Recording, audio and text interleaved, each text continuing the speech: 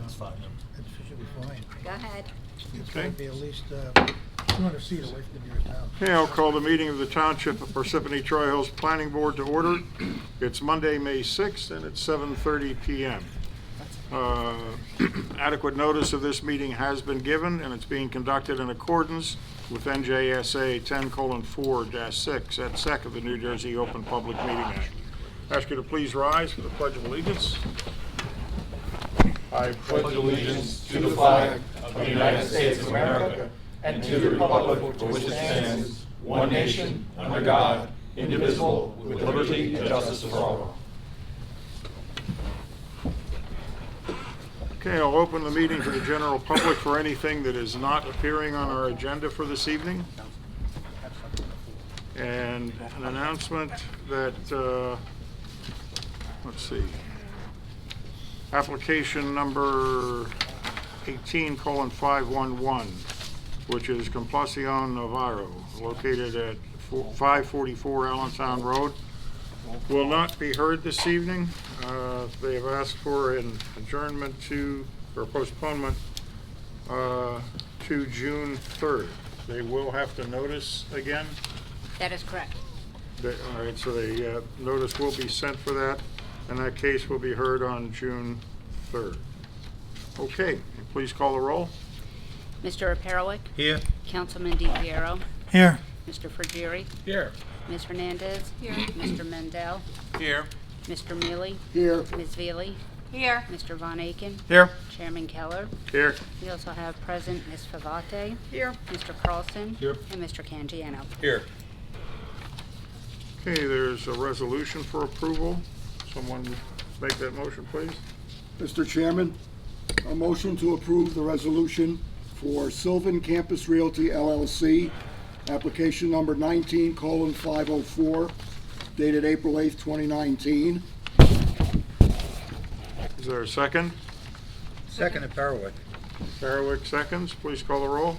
Mr. Perowick? Yes. Ms. Hernandez? Yes. Mr. Mealy? Yes. Mr. Von Aiken? Yes.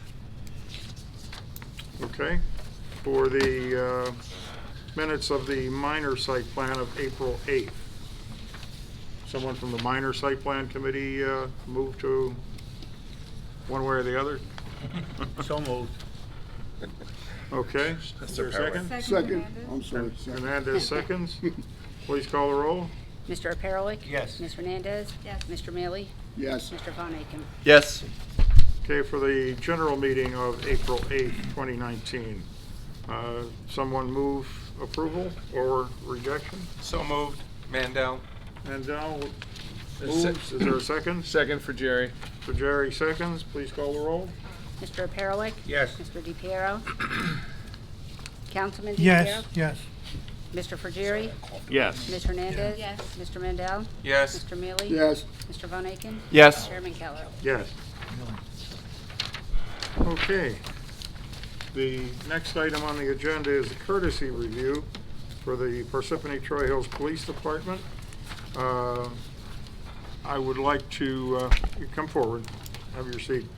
I'd like to hand it over right now, though, to the board's counsel for some thoughts that we have on this. Mr. Thank you, Carlson? Chairman. Spent the better part of the day on this, and I hope that my thoughts here aren't too meandering. Let me start with just discussing courtesy reviews generally. This board's done plenty of them over the years.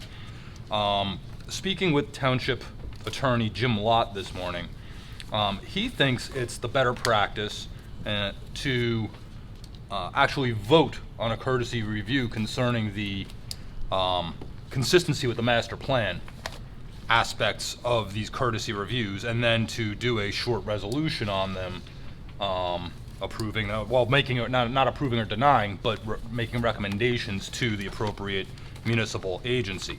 That's something we can easily start doing, and I guess I would recommend that we do based on his advice. It's not something everywhere does, but some places apparently do. With that in mind, brings us to tonight's courtesy review. As most of you know, in reviewing this, there are 4 pieces of telecommunication equipment to be reviewed tonight. 3 of them Two of them appeared to be on water towers, the other one on an existing facility. The fourth is a newly constructed monopole of 180 feet to be located at the Rescue and Recovery site at Volunteers Park. Excuse me. This township is not unfamiliar with the issues that raising new monopoles for public safety reasons can raise. In 2005, the township was the subject of a lawsuit called Hills of Troy Association versus Precipitation, in which a homeowners association challenged the decision of what I believe is the planning board, although the case does not make that clear, to approve 100 and some odd foot pole over here at the police station on Powderville. And the court in its decision found that while courtesy review in general is fine, that I'm going to read, as not to misquote. The matter was remanded to the municipality, presumably the planning board, to conduct public hearings where the plaintiff association will have the meaningful opportunity to be heard at a public forum on such considerations as alternative sites, the costs involved, and whether another design or location might be more in conformity with the township's telecommunications ordinance. Those are generally the things that you'd consider in a telecommunications site plan and or variance application, along with other things such as gap analysis, radio frequency reports, and things like that. Which brings us to the somewhat odd, different, I'll say, application before us tonight, in which generally we would just do a show and tell, and we would hear the applicant and what they're presenting and say thank you for coming. But number one, I do think that the board should start taking some modicum of action on these applications, and that leaves us with the question of what action should we take with regard to this. And I don't mean approve or deny or recommend or don't recommend, but what procedurally is it that we need to do in light of the 2005 decision and the similarity of this application to that? Can I Sure. give some Go ahead. history here? Please. On the police tower that we're talking about, we had, the town council had a courtesy review, the planning board had a courtesy review. At that point in time, the location for that tower was on paper. It could have been erased and moved. Hills of Troy representatives were at both presentations. Their only objection was infringement on the brook that goes behind the police station, okay? And that we provide some kind of the operation of the police department will not keep the neighbors awake in the Hills of Troy. Those were the only objections. So we went ahead, we built the police station, we put up the tower. At the point in time when we were going to put up the tower, some cell companies came along and said they volunteered to spend the $300,000 for the antenna for the police department if they could hang some antennas, some cell antennas on there. And we said okay. Then all of a sudden, the Hills of Troy wanted, now this is after the police station is built, the cables are run underground to where the tower is going to be located, okay? The tower is about to be built, and now they wanted to go back to the drawing board per this statement here, okay? And talk about, well, let's see, where can we move it? Way too late. The eraser could have moved it when we had the hearings. It was way too late. So Warren Singer was the head of that association, and he did not take the blame for not thinking of moving it earlier. They wanted it moved to Route 46, in the front of the police department, after underground cables are run and the antenna is ready to go up. So it's not quite the same. Now in this location here, I'd like to hear the applicant first. Exactly where is this tower going to go? If it's in the back of the R&R building, away from any of the residents, as far away as possible, then we're close to 200 feet from the nearest house. Mhm. 300? Okay. So even if we said we require neighbors within 200 feet to be notified, it doesn't even meet the criteria. That's quite possible. We don't know that as we sit here. No, that's why I just. So yeah, and we should take a look at all those things. Yeah, I mean, of course, that case over here, Waterview, is factually distinguishable from this one, from the one before you tonight. But legally, they're presenting themselves the same way. They're coming to this board the same way. It's a municipal use to happen on, I believe, municipal property. There's still some other facts to be sorted out. So, regardless, what my conclusion was going to be, that my recommendation is that we proceed tonight. Let's hear the application. Let's ask our questions. Let's find out what we can tonight. I would like some additional time to figure out what it is legally we need to do, and I'd like to make sure that we've crossed our T's and dotted our I's correctly before we take any formal action on this. So I think we can proceed tonight and begin to hear the application, but before taking it, and then hopefully take action at our next meeting. But I'd like to discuss this a little more with the municipal attorney as well as some others, and see what we can come up with. It concerns me greatly that we have, like I said, this case that presented much the same way, in which the court found that the public deserved a meaningful opportunity to be heard. And here we've got something that had very, very limited public notice, only publication in the newspaper, and this board tonight will be the first to see this tower, and you'll be the only ones to see this tower. Legally, that gives me some concern. And please don't take anything I'm saying as speaking for or against, or in favor or against this application. We're going to hear all the merits of it tonight. I just want to make sure that this is different. It's not something that comes up often, and I want to make sure that we proceed correctly. As Mr. Carlson opened, he did say the courtesy reviews are fairly common for us, and traditionally, we, within our notice packets, don't get anything other than there's going to be a courtesy review. We don't get the experts, our board experts' reports. We don't see the plans traditionally. It wasn't until today that we were told that the tower being proposed is 180 feet. That's 18 stories. That's substantial. And I think that once neighbors see this going up, there may be some comment. And yet there was no notice for them to have the ability to comment. So that's what prompted the discussion we're having now. So all of that being said, welcome, proceed. Thank you very much. There's a number of familiar faces up there. I've been around town long enough to know many of you. For those who don't know me, my name is John Wieners, often referred to as Jay. I'm a captain with the Precipitation Police Department. I also serve as the Township's Emergency Management Coordinator, and I'm a firefighter and fire commissioner in District 4, which serves the Lake Hiawatha section of the township. So on behalf of the emergency service community, let me thank you for affording me the time to present to you our proposed new radio system, which is going to substantially improve our ability as first responders to provide Excelsior level service and protection to the township of Parsippany Troy Hills. As many of you may know, over the past few years, the township and the police department has replaced numerous components of its communication system. New 911 system, new CAD system, new voice logging, and the next major component and the most complex component is our radio system. This system that we're proposing is fixing 4 major issues that we have currently. Number one, the age of our system. Our current system is at the end of its useful life. It's no longer supported for any parts that we may need. So that's going to fix that. There's also what we're referring to as a T-band issue.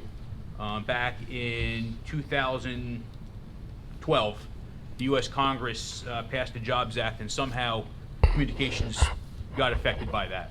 I can't tell you how or why, but the result of that is a certain radio spectrum known as the T-band, the UHF T-band, is being designated for television spectrum.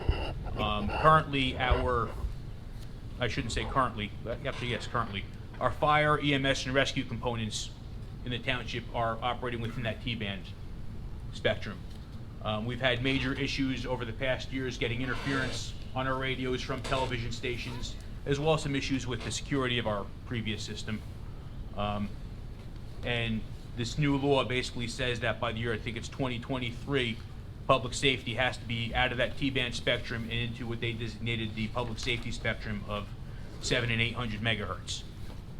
So we're looking to move over into that 700 megahertz spectrum to comply with the law. Another issue that's being addressed is radio coverage. Our current system has some deficiencies in the eastern portion of the township. Some spotty areas that result in some garbled communications, a lot of back and forth between units in the field and dispatch trying to get a message right, and that could have major public safety consequences down the road. We'd like to avoid that liability. And the fourth issue that we're trying to deal with this system that we're going to do a very good job of is increasing our levels of interoperability amongst our township emergency and essential services to a level we've never seen before. Right now, police can't talk to fire directly, can't talk to EMS directly, and we end up basically playing telephone with the communication center, trying to get key information relayed to one another. When time is an important factor, that's taking up time and it's taking up resources at the communications desk.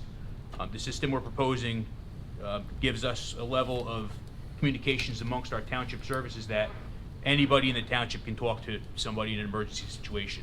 So if we have to send out an emergency message, we only have to send it out once as opposed to 4 times, and having that message relayed and hopefully relayed properly. So that's what we're looking to address with this system. As was mentioned, the system that we're proposing is a 4-site system, which is an improvement from our 3-site system. Again, we already have antennas on the headquarters tower. We've got antennas up at the Powderville water tank. We're moving antennas from the water tank on Northvale School to a water tank on Pomeroy Road for better coverage. And again, to address that eastern portion of the township, we're proposing a monopole at the rescue and recovery site, which is off of Crescent Drive. We've done our due diligence on this. We looked for alternate means of, higher buildings, other infrastructure, water towers, any other towers in the area, and nothing comes close to our needs. There is a 120-foot tower down at the bottom of the hill at the swim club. Again, that's only 120 feet, and I believe the elevation level is 70 feet lower than where we're at in Volunteers Park. In addition to that, that's built inside the flood wall, so it's in a flood zone. We wouldn't want to rely on that in an emergency situation. Hopefully we don't have that flood again, but that's not where we would want to put our investment. So that rescue and recovery site, and I think that's probably what we're going to have the most discussion on. That plays big into improving our system. I've got with me David Stern from VCOM. He's the township's project consultant. He's the radio expert, and he can explain a lot more in detail than I can. And from SDG Shared Design Group, they're the ones who are actually doing the drawings of the infrastructure that we're looking to replace and build. I've got Colleen Conley. I'm going to turn it over to Mr. Stern for further explanation.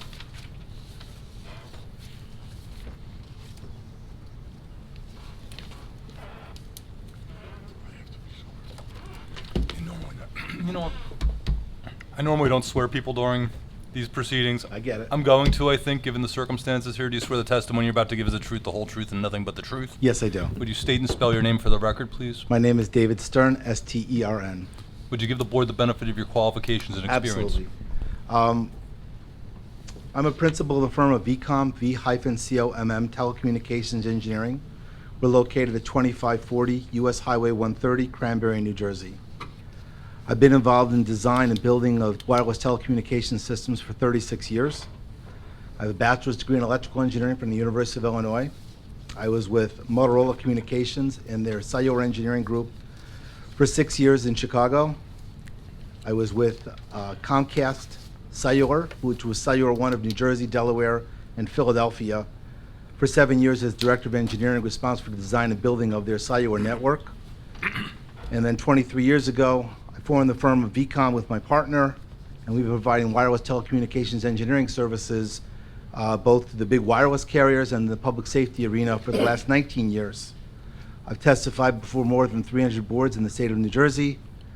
A number of them in Morris County. This is the first time I've appeared in front of Precipitation, but I've been in front of a number of the other boards, including Morristown, Madison, Wayne, actually Wayne's in Passaic County.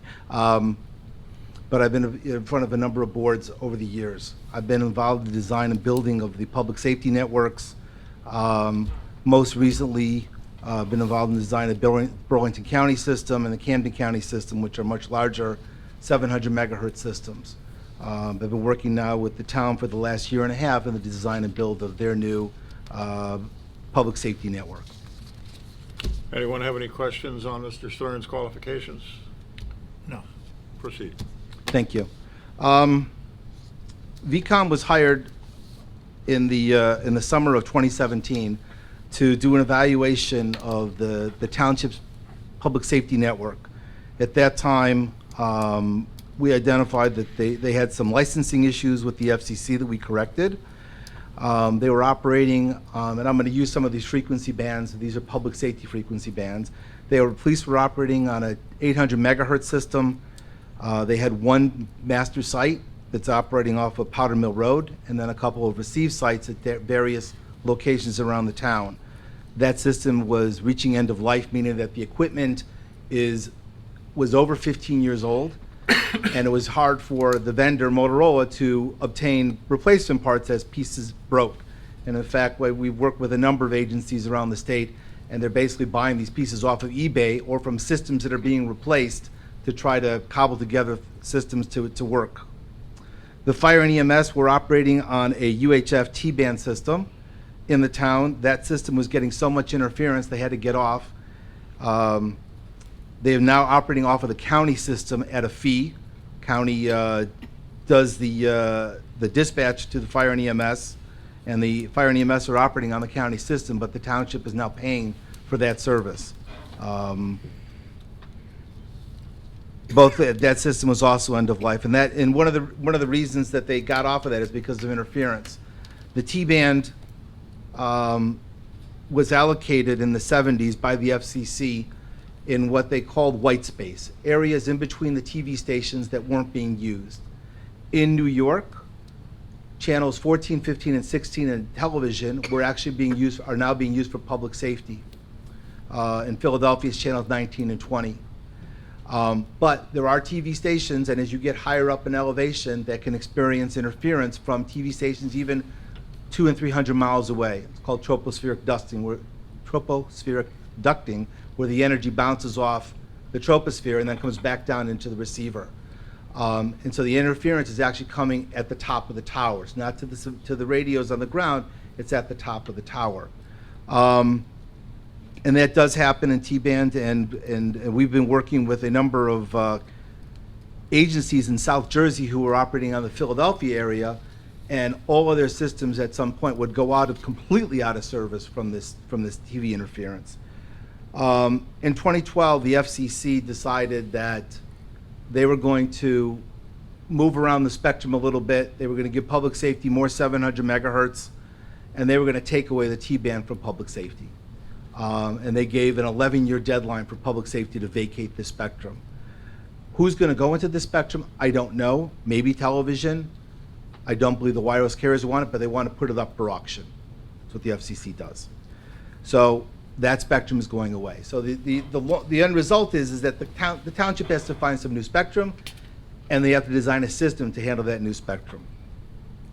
The primary goals for the new system were to improve coverage, real focus on in-building coverage for police. Police are in building a lot, and they want their portable radios to work in building. And they need this township-wide. They need the overall improvement in the other areas of coverage, which the captain mentioned, Lake Hiawatha area, and I'll describe that in a little while when we talk more about the rescue and recovery monopole, as well as some areas in and around Interstate 80, north and south, in that eastern end of town have some issues with within building coverage. The next most important thing was we look for provide for better reliability, resiliency, and safe and secure public safety communications, and ensure whatever frequencies and technology that we select and we recommend is future-proof to the best extent as we got possible. So we want to make sure we're at the latest technology. The contract that we come up with our vendor protects us as long as we can. We know there are changes. So even some of the things we're doing with the vendor is we're making sure that the upgrades to the network are already planned and we're already building that into the price. So we know as we upgrade the system, as we go along in time, the system will get upgraded and we're not waiting for this big forklift rip out that we're doing right now. Finally, as the captain mentioned, improving interoperability. Most important is in between the agencies, your first responder agencies right in town, where they're not able to talk. So you basically, as he's described it, telephone tag at dispatch to do this. We're also going to improve interoperability with the county, the neighboring communities, and the state. All of them, the state and the county, are all moving towards these networks that are all at the same frequency band, so we can really work with the subscriber equipment, the radios the police have, and the fire and EMS, so that they have that network available to them to go to. So that was the goals that we set out with the captain. The new system is going to utilize the latest technology. We're going into the 700 megahertz band. We've already licensed that spectrum to the township, and this spectrum isn't subject to that same interference. It's not co-channel with the TV stations. It's not subject to that same interference. We're using Project 25 digital technology. What that allows us to do is put a lot more capacity in there. So we're actually going after, I believe it's 6 channels, and in those 6 channels, 5 of them are dedicated to voice. We can break those 6 channels in half, and I actually have 10 voice paths available on a pooled basis for all the agencies to use, giving us tremendous capacity over what we have today. The system is going to be a Foresight simulcast. On the board over here with Precipitation centered, I have 4 red stars where the 4 sites are going to be. So all those sites will be simulcasting, which means they're all going to transmit and receive every transmission. So now you have the receivers listening to the portables inside the houses much closer to those portables. And you have 4 transmitters transmitting instead of 1. So that gives you much better ubiquitous coverage throughout the system, throughout Precipitation Township. And that's what we look to do that, to increase the footprint. We also have encryption available, so we can actually get secure communications. Not only is it digital, but we are able to encrypt this message so that somebody with a scanner can't just listen in the conversations anymore. For resiliency, we're using point-to-point radio links between all the sites. So in between each sites, and we're actually creating a ring so that so each site will have 2 antennas pointed at 2 sites, and you create a ring. So if any one point on the ring breaks, the other 3 sites are still working and talking to each other, and it's still staying up. So it's not like, so that you've got resiliency in that network, and it can stay up. Even if you lose the core system, so if you lose the police headquarters core, the other 3 sites are smart enough to stay up and still be able to transmit and receive from the police radios. So we're ensuring that we have this, and we're not reliant upon Verizon or the cable company for the interconnect, which has been a problem over the years. I know the old analog lines were a tremendous problem out at the Powder Mill site for many years. All the sites have backup power, are designed to have backup power generators. So we're putting power generators at all the sites. Those that don't have generators are getting a generator. We're upgrading the generator at 1 site, and we're adding generators at 2 sites. Police headquarters already has their site. We're installing a new paging system for fire and EMS. The antennas will be at 2 of the 4 sites. And then finally, we're creating a 2-way backup system, 800 megahertz, using the town's existing 2 800 megahertz channels. We're going to put together a backup system. It's really for mobile coverage. It isn't designed to cover the whole town with in-building coverage, but in case everything goes wrong, all the things that we put in place to make this resilient network in place, we'll still have the 800 megahertz system as a backup, brand new and available to the network. When it's not being used as a backup, which I believe hopefully will be 99.99% of the time, it can be used for other events and can be used as ground channels for fire operations or EMS operations. So it will play a role, not just sitting there being a backup. That's kind of the summary of the goals and what we're doing with the system. So let's talk about the sites. The way I was going to handle it is I'm going to walk through the whole system design. The last site we'll discuss is rescue and recovery. Once I'm finished there, Colleen is available, and she'll talk through some of the site plan issues with rescue and recovery. I don't know how much you want to go into the other 3 sites. I'll talk about them as I walk through it, but I want to go there. And then we'll walk through, I have some exhibits that you would traditionally see at a cellular application, so I can talk about coverage and why and what gap and some of that other stuff that go with that.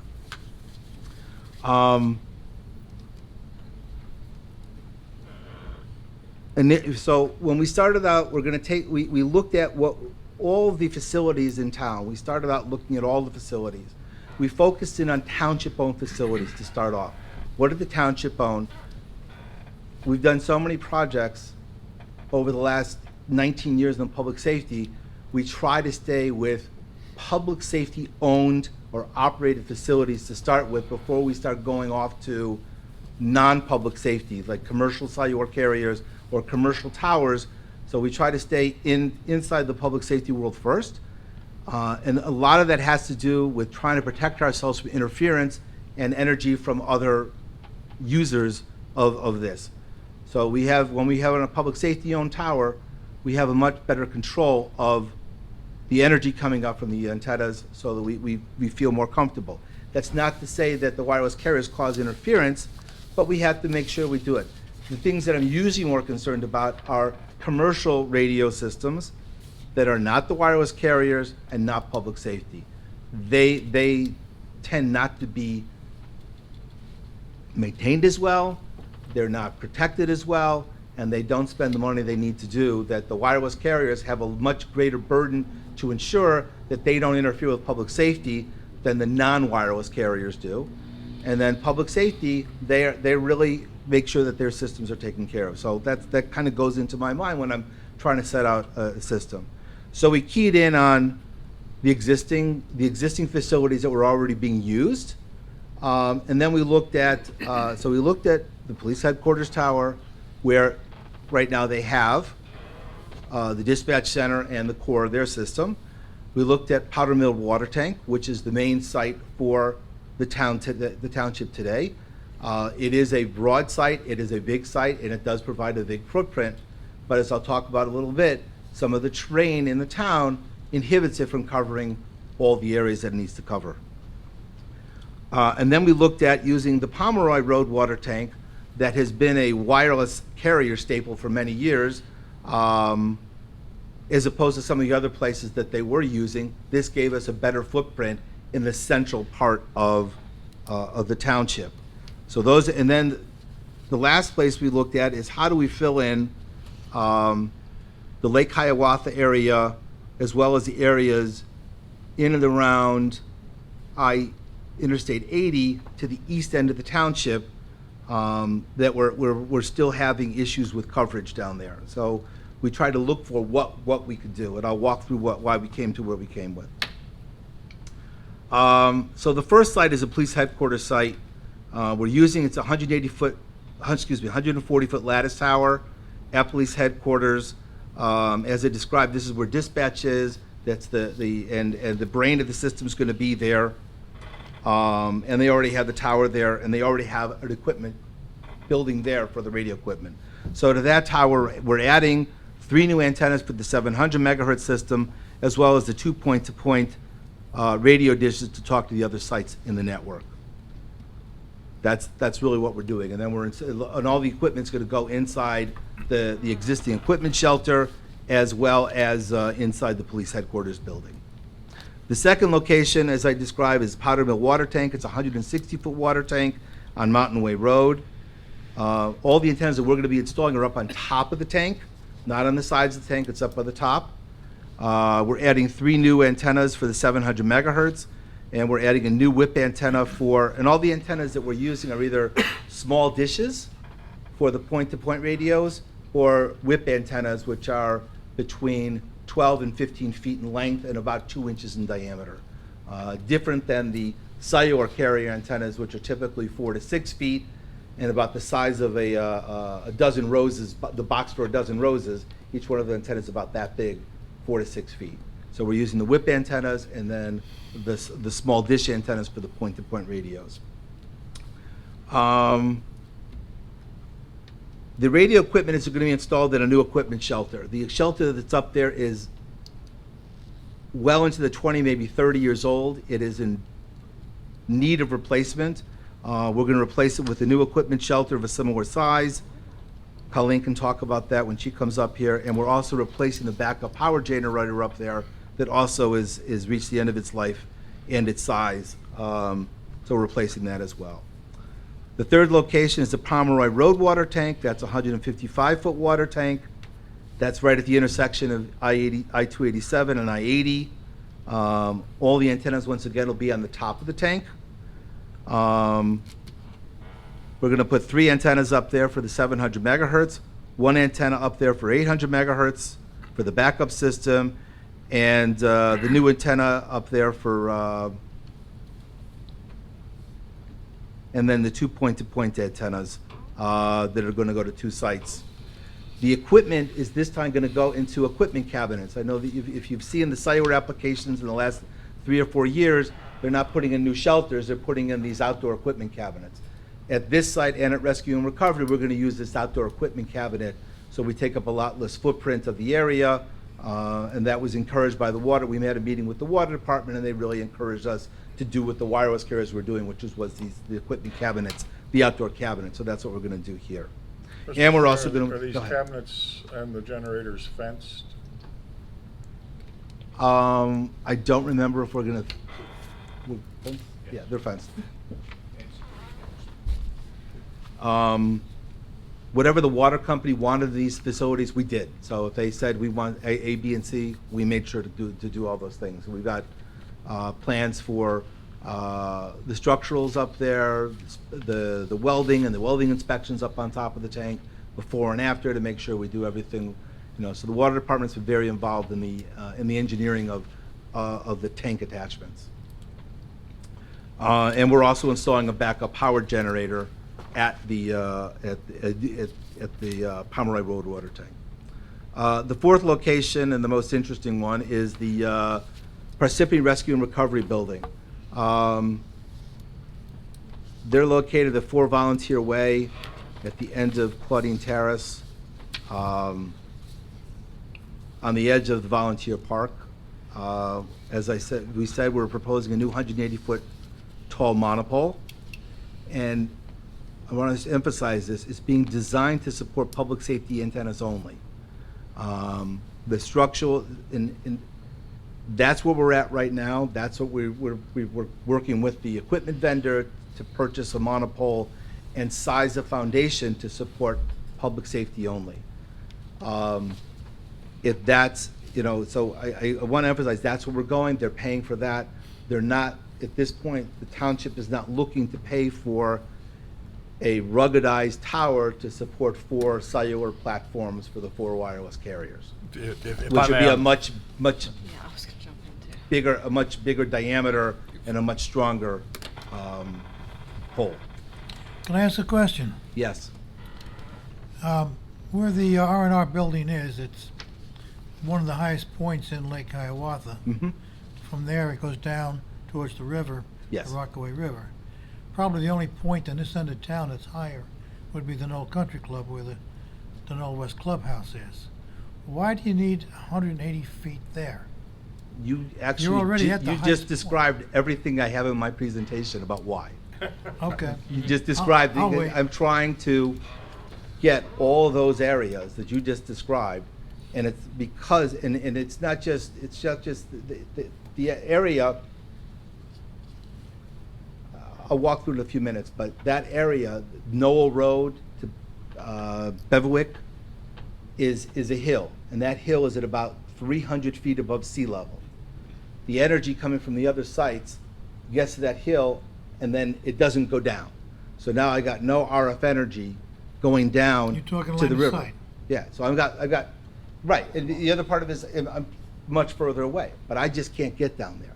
And then I had that same thing going to the south. So I'll walk through that in a few minutes, and I'll show you that. But I was, If I could jump in. 'Cause Yes. It's a great question, and the councilman is also on my list, so I'm looking forward to your answer. But in the future, if a private wireless carrier wanted to co-locate on the tower, because I see a lot of them in the things I review It's here.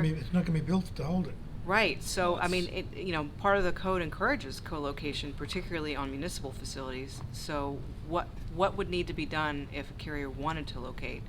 It's just off the table? They would have to build a much bigger, wider, stronger antenna. Right.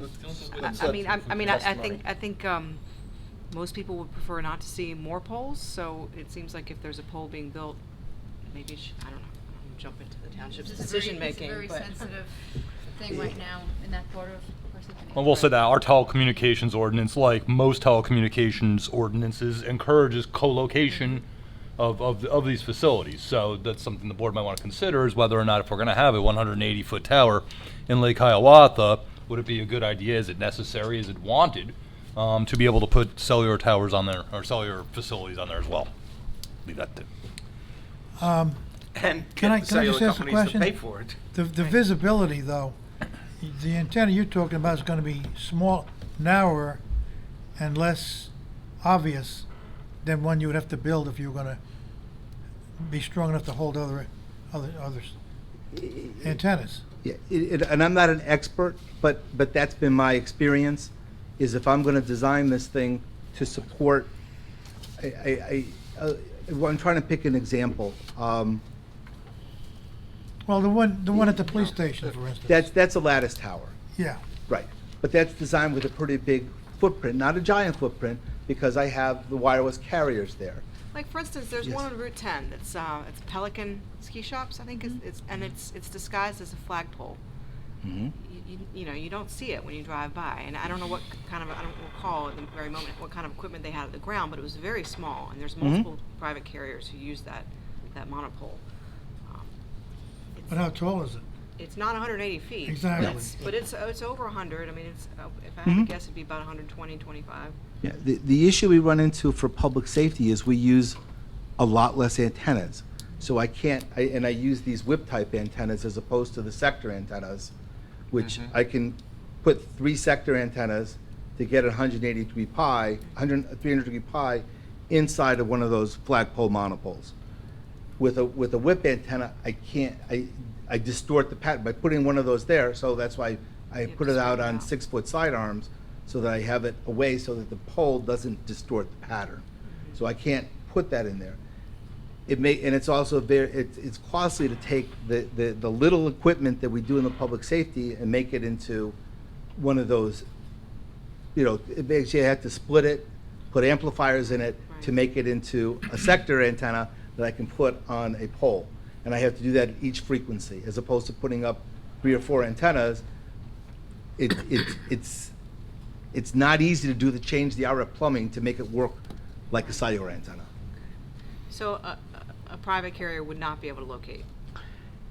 I'm gonna open this up to the board and say, we will take what you tell us, and then we can go back and figure out what the delta is in cost for us to make this bigger. We haven't dug that, we've done test boring, so we know what the soil's like there, and we paid for some design already for the foundation and for the monopole.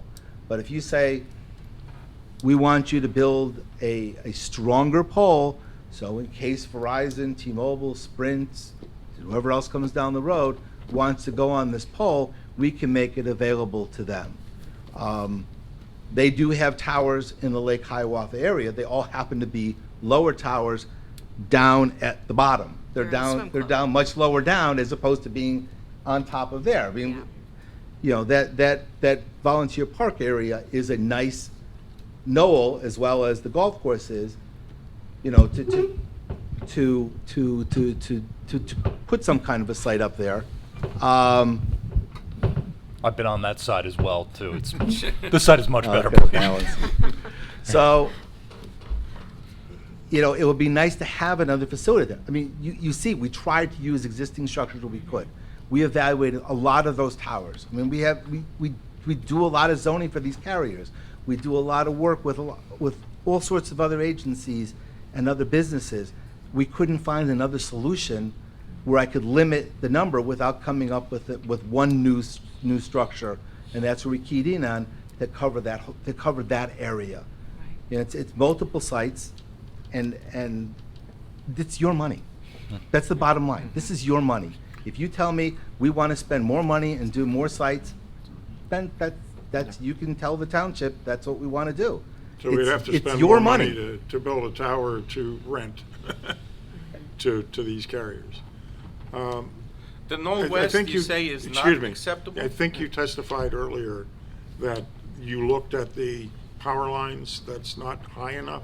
They're They're too run low. down by They're the down swim at the club. river also. They're down at that What- ground level. What's the difference in elevation?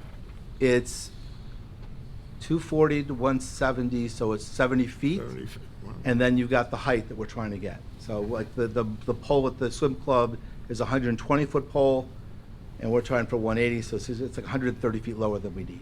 How tall does a tower have to be before navigation lights are required on it? 200. 200? So one of the things that, actually the last thing I was going to talk about, I'll talk about it now because you asked, is we did file with the FAA for a determination, and they filed at the height that we're proposing. They came back with no hazard, no marking, no lighting. So Okay, all right. I can actually. The councilman asked about Knoll West. That, I believe that's higher than Volunteers Park. It's getting too far away from the south end of town. So you're basically pulling away from where the other things we want to cover. So maybe that's a good thing. Do you want a copy of cover it? Do you want a copy What's of this? it? What That's is the it? determination from the FAA. So you don't have to worry about If it. you want to mark, let's mark our exhibit. It says, as long as we're doing this, if you'd mark that A1. Thank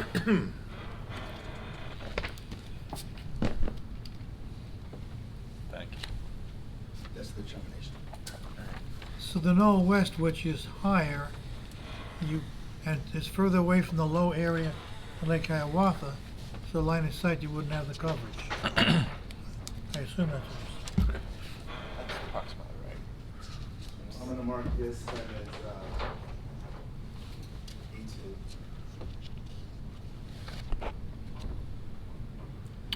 What is that titled? This is Parsippany Troy Hills proposed police radio network, proposed radio system locations. So these are it has the map. Need the microphone. Okay, thank you. And if I may, Mr. Chairman, am I correct or incorrect? I think the Parsippany PD and the Pomeroy Road locations are reversed? No. No? No. Okay. Am I seeing it wrong? Okay. So Nice the try. blue outline, the dark blue outline here is the Parsippany. Parsippany Troy Hills boundary. The 4 red stars are the proposed locations: Powder Mills Water Tank, Parsippany PD, Rescue and Recovery, Yeah. and the Pomeroy Road Water Tank. So.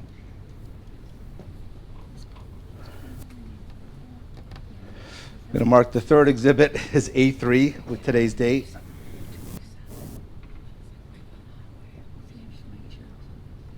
A3 is entitled Parsippany Troy Hills Township Proposed Police Radio System Coverage with All Sites.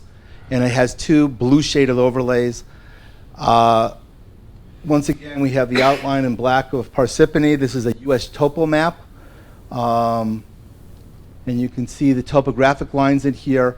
And we actually can really see, if you come here and you actually study it for a few minutes, you actually see where the topography plays a part in this area.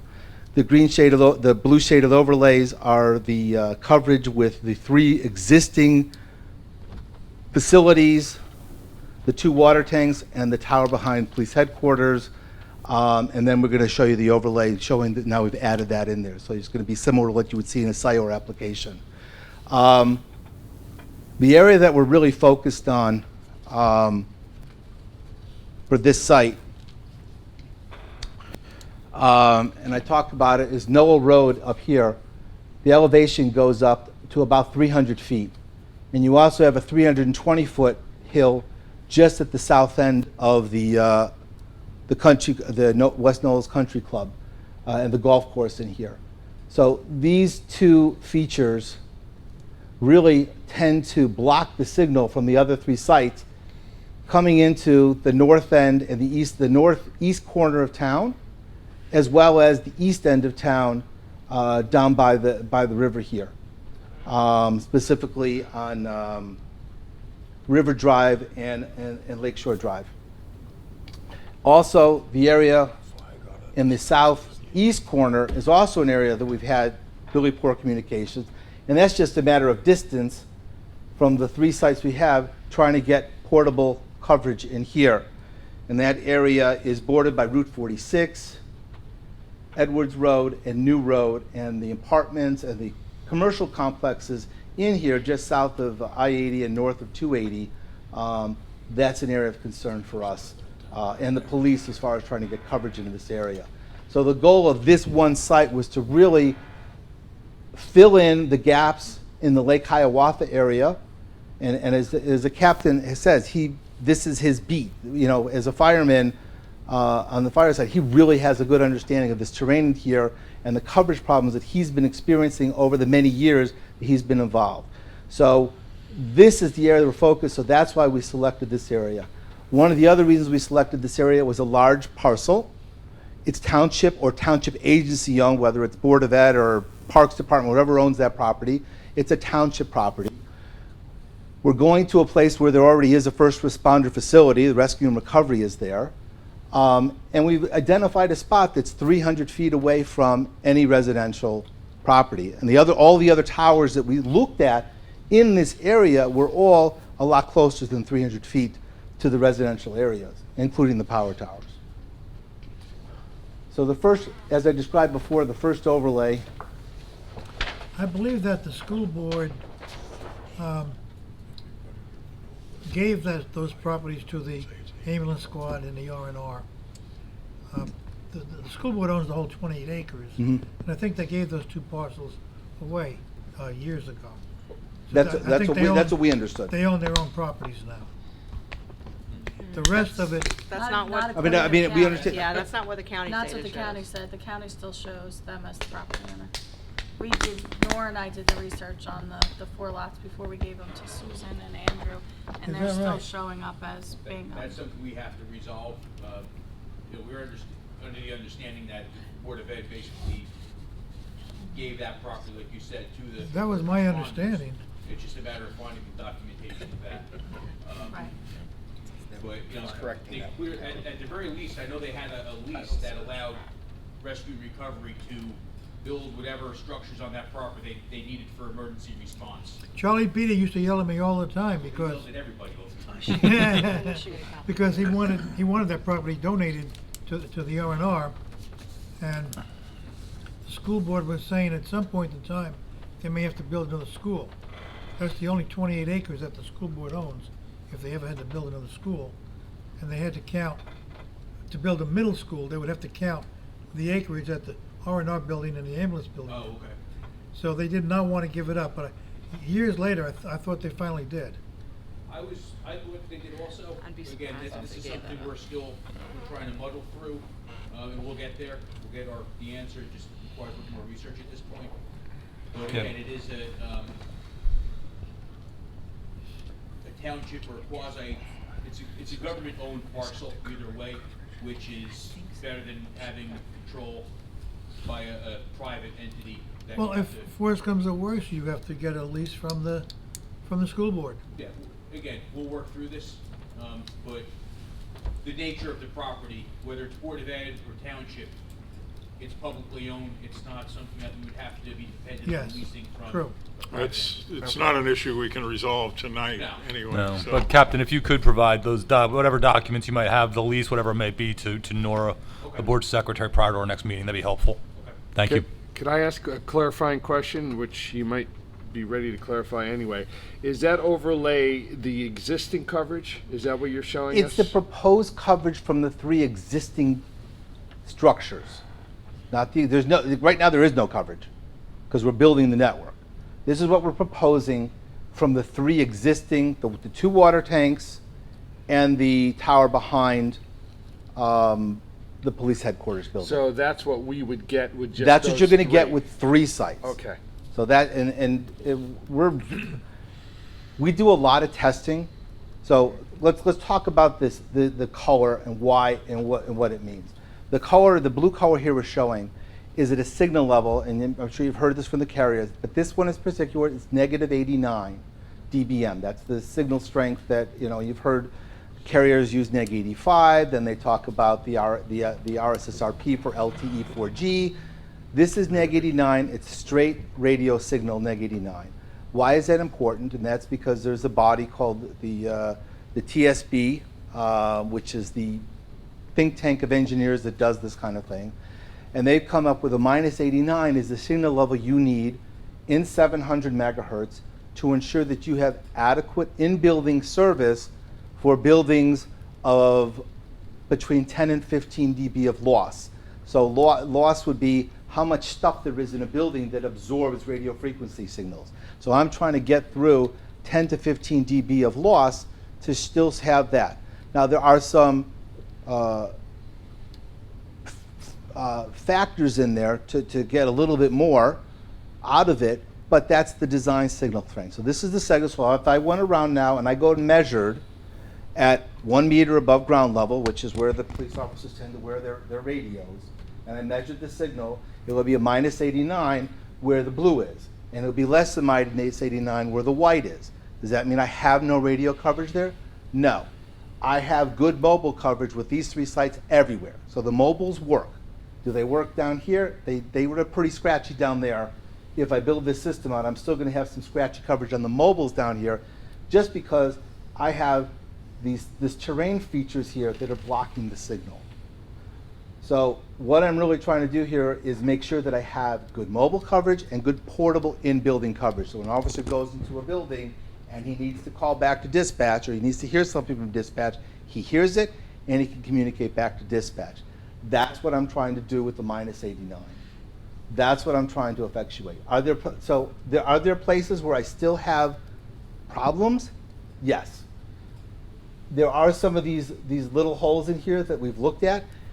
Almost all of them are areas that are unpopulated, so they're just treed areas, which would mean all I would need is mobile coverage because I'm not looking for in-building in those areas. There was one spot where we actually, the model showed us that we had a subdivision that wasn't getting adequate coverage, so we actually went out there on the existing 800 megahertz system, and I went and measured the signal that I was actually getting there, and the model was over predicting the losses due to the way the terrain dropped off. So if you look at the sides of the hills up on here by where Powderville Road is, you see a pretty sharp drop off, and it turned out that the radio signal was getting over it, even though there was the sharp drop off. It would still bend over that drop off and see into there. So we actually went out and measured some of these areas to make sure that I was still going to have coverage in those areas. Because if I wasn't, if it was going to show, and even today under the current system it wasn't going to show it, then I needed to do something differently. So we've gone out and looked at this. We're really comfortable that this is the signal that we're going to get from here. Sir, and this is where you're referring to as terrain features, not, especially in the knoll area, not being able to reach up into that area. Right, and it's the terrain that's actually, so when you do what we call path profile, so if I were to take a slice at the ground and then looked at it on a profile basis, you would see that the radio energy just can't get down there. Basically, the terrain falls away and the energy is way up above it. So if I stood on a ladder that was 50 feet high, I might have good service. But down at the bottom where I need the service, I don't have good service. So that's what terrain is doing, is absorbing the radio energy, or it's overshooting the area that you're trying to cover. So they could either be low or high depending upon the terrain. Yes. So this is now I've turned on the rescue and recovery monopole, and now I've given myself, I've filled in, so you can see the different shadings of blue. The light blue is where the new monopole is now filling in. I still have some issues down here at the water facility. And we've already spoken to the police about, once we get the system on the air, we'll look at an in-building system. If the water treatment plant still needs more help, then we're gonna put an in-building system in there. We have some solutions now to try cost-effective solutions to do that building. And that's because that's a big concrete building. I'm expecting to do that anyway, just because it's a lot to get into that facility.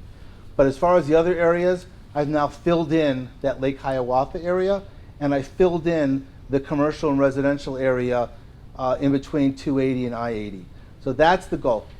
So the answer to the question is, as I drop the height of that tower, this area starts to turn more white, and that's it. So I kind of didn't feel the need for that site. That's the difference.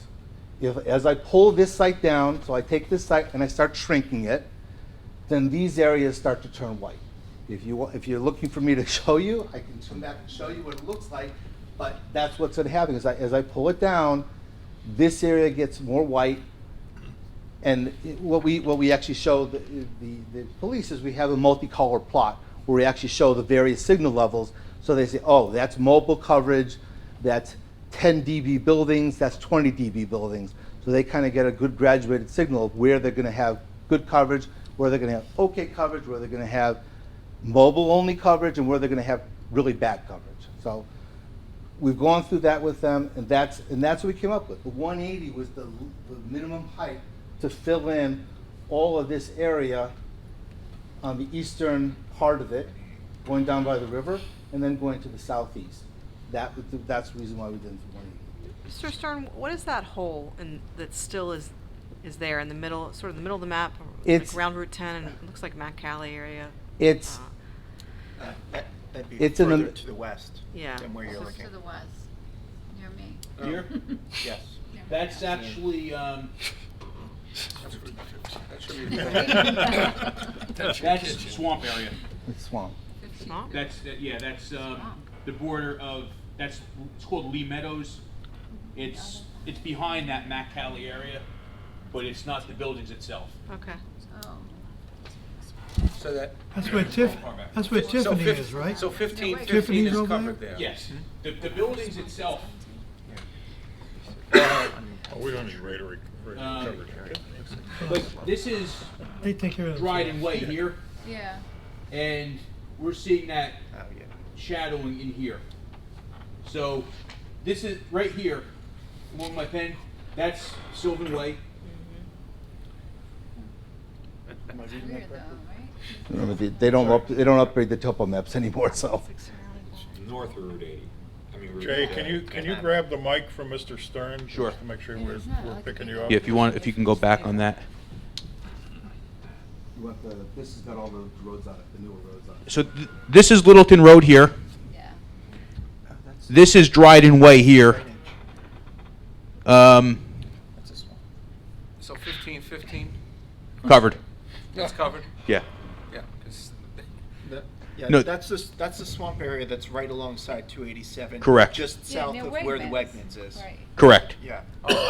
Tiffany's would be right about here, so it is in that. It's close, but it's in the coverage area. It appears. Yes, you all read my mind. and then southeast, that's all the preserve area, the white. This is spot? Troy Meadows. Right there to your right, your finger. Yeah, this- No, just up, right, yeah, right where you are now, Yeah, Troy Meadows. that's all Troy Meadows. Yeah, this is the Trap Club, and actually, well beyond the Trap Club. Yeah, it's- This is the Trap Club is right here. This is Troy Meadow Road, and this is out in the real swamp. Yeah, and again, this is it's outdoors, so we don't go back there. So And if you did, you would have coverage because you'd be outdoors, not indoors. correct. There are no doors. No. So your assessment was there was no improvement by bringing it up to 195, let's say, which stayed under the 200? That's an excellent question. Going higher than I am right now, I trigger FAA, which means I have to paint. I would have to mark the tower. Now, the good thing is they're not painting towers anymore, but then they're using medium intensity strobes during the day and red lights at night. So I would have to mark it. As I encroach in that, so we stayed under 180, and that allowed us to put up to an 18-foot antenna on the top of the tower if we so choose to, without triggering the FAA to go. If we went any higher, then it would start triggering, and the FAA would want to have it marked. So there's the tower and then there's the antenna Yeah, above. yeah, and they want whatever the top of that, whatever's peaking above 200, then you trigger it. Okay. So we try to stay under that. So if I could go over that, would I take it? I probably would. I don't think I would. And the only reason I would try to, if I thought I was going to get to the water treatment plants, then I might do it. But if I'm not, it didn't pay. The problem is that the golf club itself, the terrain of the golf club, also blocks it. But like I said, if I'm standing on the roof, I probably get good coverage, which means I can use some kind of a bidirectional amplifier to put RF into the building itself. I'm actually more thinking about the businesses that are along New Road and that southeast part of town. Yeah. But, yeah. This is New Road here. Mhm. This is South Edwards Road. Yeah. This is better pretty than we good. have now. I can Yeah, say right. that. Right now, you're trying to cover it from here. On police, you're trying to cover it from Powder Mill Road, Okay. from Powderville Water Tank. So now I'll have both Pomeroy Road and the Rescue and Recovery Towers both serving into that area. Did you look at the park and ride at 46 in Beverly as a site? That would be a good site to get this part of town, but it wouldn't help me up in this part of town. Same reason, I'm trying to get on the hill to cover down here. Okay. Does that antenna need guide wires, or is it? No, it's a standalone monopole, but it's thinner. There is a monopole on the Parkway. I think it's just north of Clark on the west side, as opposed to that thing on the east side. I know where that is. On the west side, there's a public safety monopole, so you could get an idea of what we're looking at, because it's much skinnier, and you see the whip antennas on it.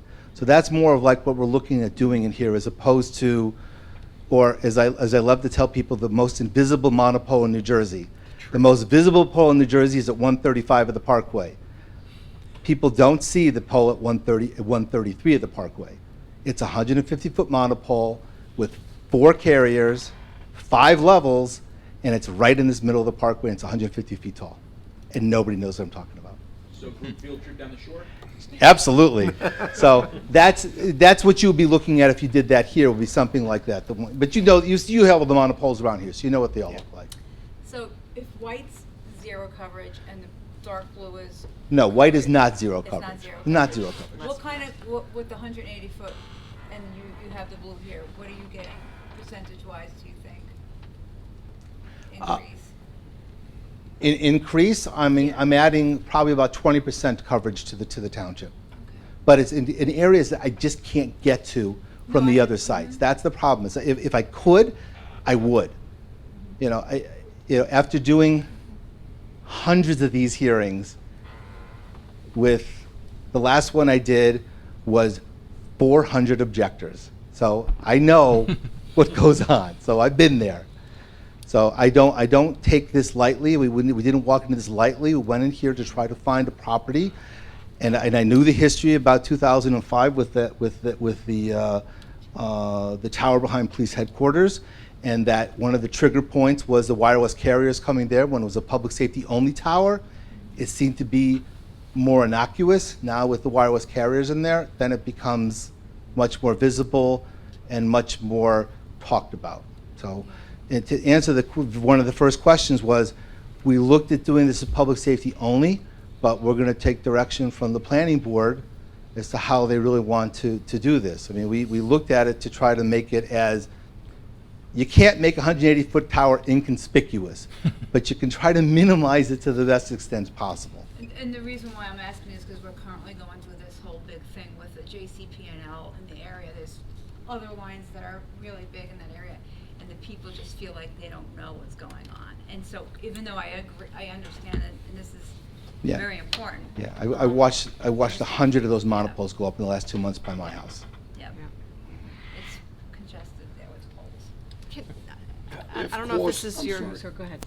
If costs were not a factor, and I know that's very big, wouldn't a fifth antenna in the very eastern end, like New Road and Route 46, take care of that problem?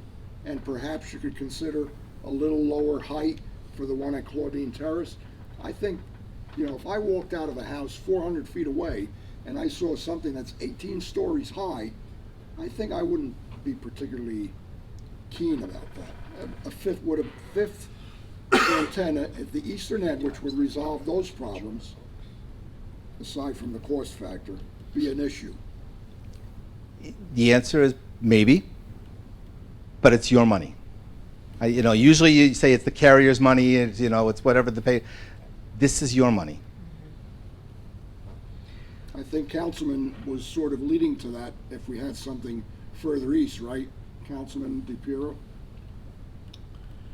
Well, the more antennas you put up, the more people you're gonna Yes, annoy. you're right.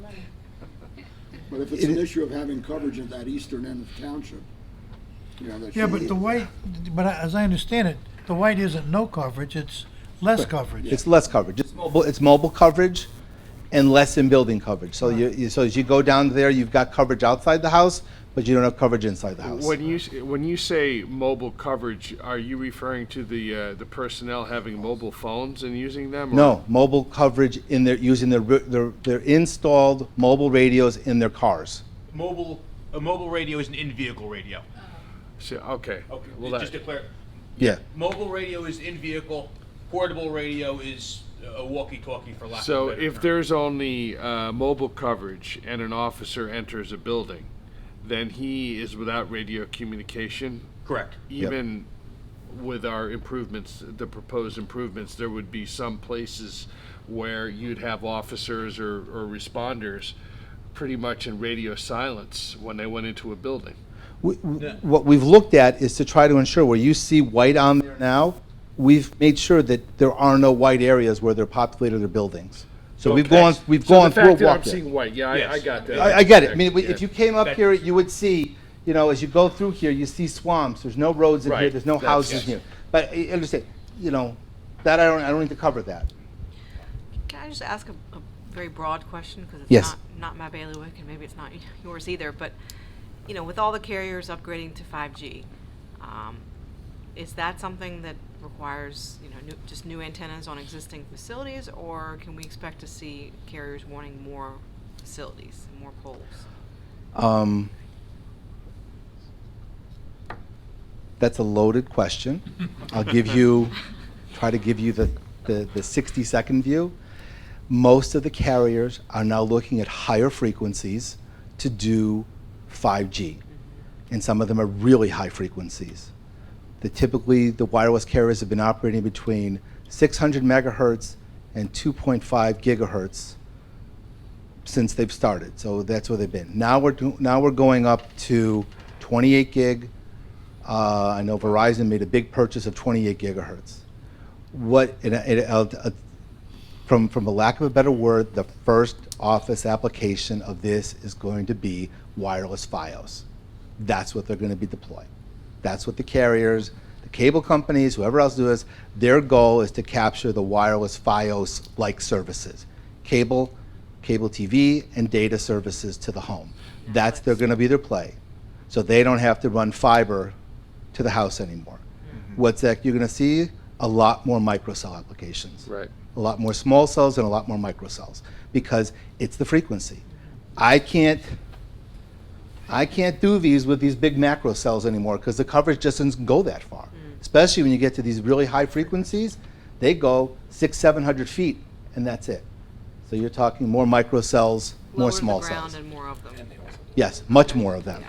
Much more of them. Thank you. So, Mr. Sternray? Yes. Okay. Would this tower be in any way of interest to wireless carriers?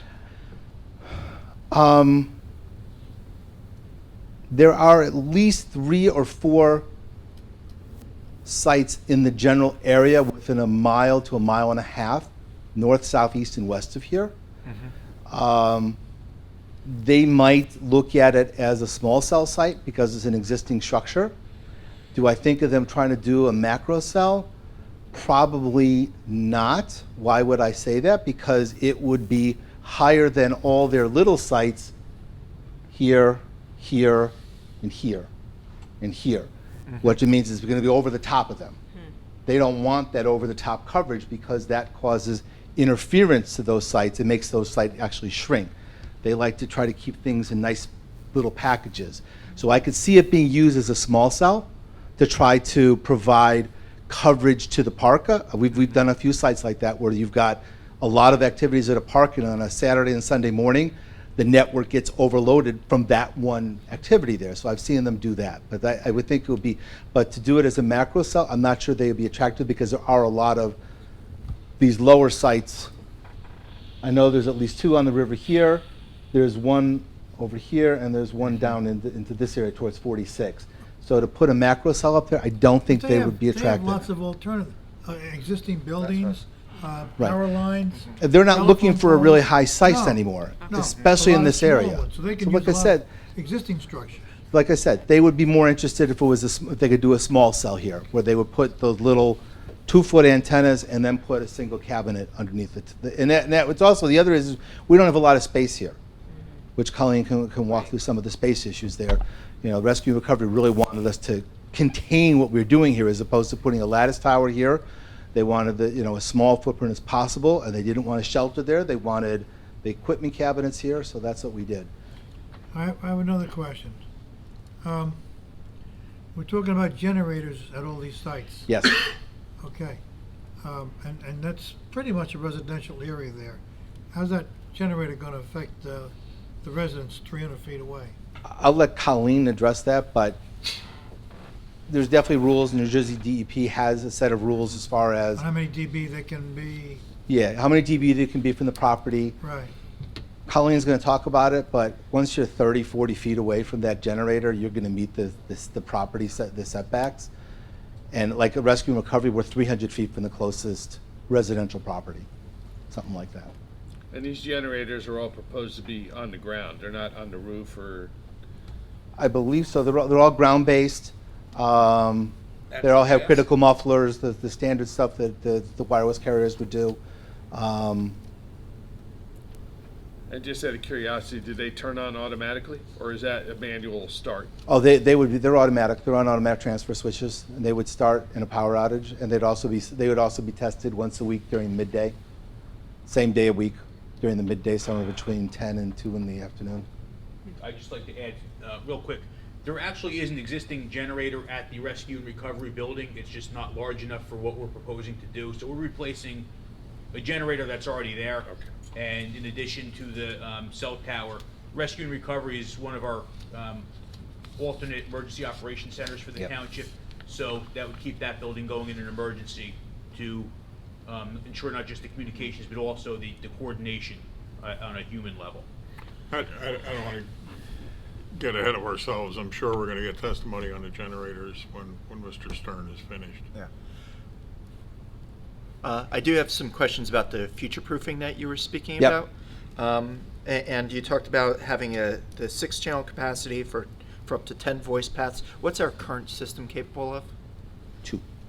Two Frozen paths, two Okay. physical paths, plus we have 2 talk groups that we're, two talk groups we're leasing from the county right now for fire and EMS? They're using their old, Mike? I'm sorry. They have 2 talk groups from the county. That's it, so I A mean- fire and an EMS. Right, that's it. So Alright. we have 4 So total talk paths, okay? Those are single-use paths. What we're talking about building is a 10-channel trunk system, which gives the ability to use those 10 channels at any point in time. Anybody gets assigned it. So it becomes, the best way to put it is at a bank, if you have a bank, and if you have 10 long lines, you got to pick which line you're going to get in. If you set it up that you have one entry point and you can go to any one of those 10 towers, you can process a lot more calls with that. So instead of having 10 big ramps just going to the towers, and I'm only police, so I've got to wait till I can get my communication through.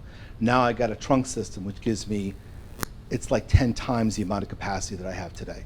It gives a Okay. huge amount of capacity away, so that I can bring on all the township's services, not just police, fire, and EMS. Everybody can be on here.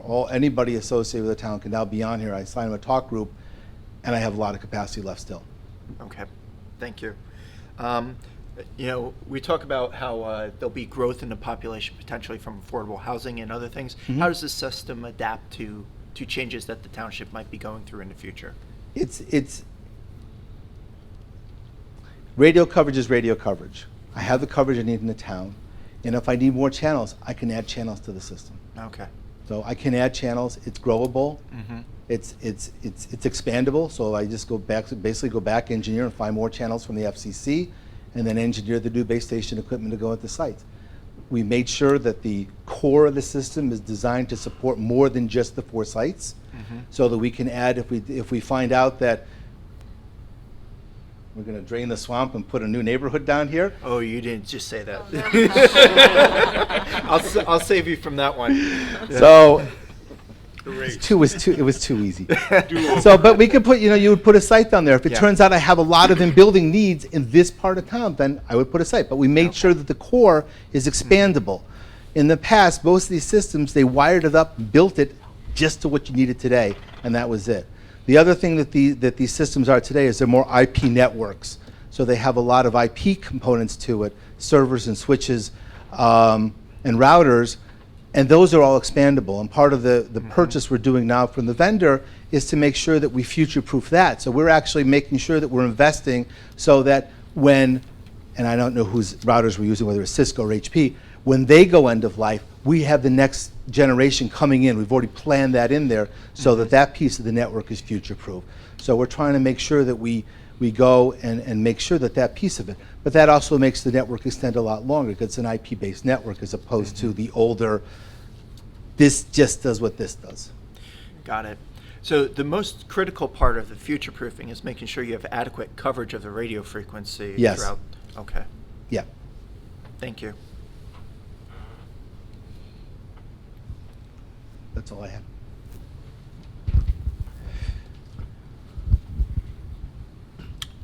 You're finished? I'm finished. Any members of the board have any more questions for Mr. Stern? Yeah, Mr. Chairman, I have one. Forgive the question, but could a satellite ever be used in a situation like this? Let's look at it from a couple of ways. Satellite to do which piece of it? Sorry, so let's break it into 2 pieces. Go Could I ahead. use it for backhaul? Let's say my point-to-point radio links went down. Theoretically, I could use the satellite for a data link from one site to the other site. Okay. As far as a handset, so you use like a satellite phone, the issue there is that you have no coverage indoors with satellite phones. Okay. Zero coverage, because the RF link budget, how good the RF connection is going to be, is very, very, very dependent upon being able to see the satellite. If you can't see the satellite with your antenna on your phone, it does not work, period. There isn't any gray area. The white area is no service. Okay. That's the difference with satellite. So that's why you can't, the satellite phone is a great idea. It's still a great idea if you're in Yosemite Park. It's not a good idea if you're in Precipitation. You need to have in-building coverage. Okay, thank you. I can talk about it for 1 second. Any other questions for Mr. Stern? So just there has been a lot of talk. Sir, could you use the microphone, please? There's been a lot of talk about something called FirstNet. FirstNet is the new public safety broadband data network that was created in the middle class tax relief of 2012 when they decided to take away T-band. They gave us the spectrum to do what's now called FirstNet. What FirstNet has now evolved into is AT&T Wireless expanding their network with the spectrum that the FCC granted to FirstNet. That's all it is. Now they've created a network core so that public safety radios will only use the public safety core, but that's just basically a mirror of what they have today in Rochelle Park, which is where their core is for northern New Jersey. It's the same sites, it's the same antennas, it's just more spectrum that the FCC has given, and AT&T paid for the right to use that spectrum. Now, supposedly it's dedicated spectrum to public safety if they need it.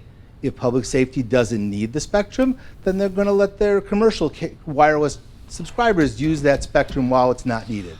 If public safety needs it, they're going to grant it to them with preemption and priority that allows them to allocate all that spectrum to only public safety.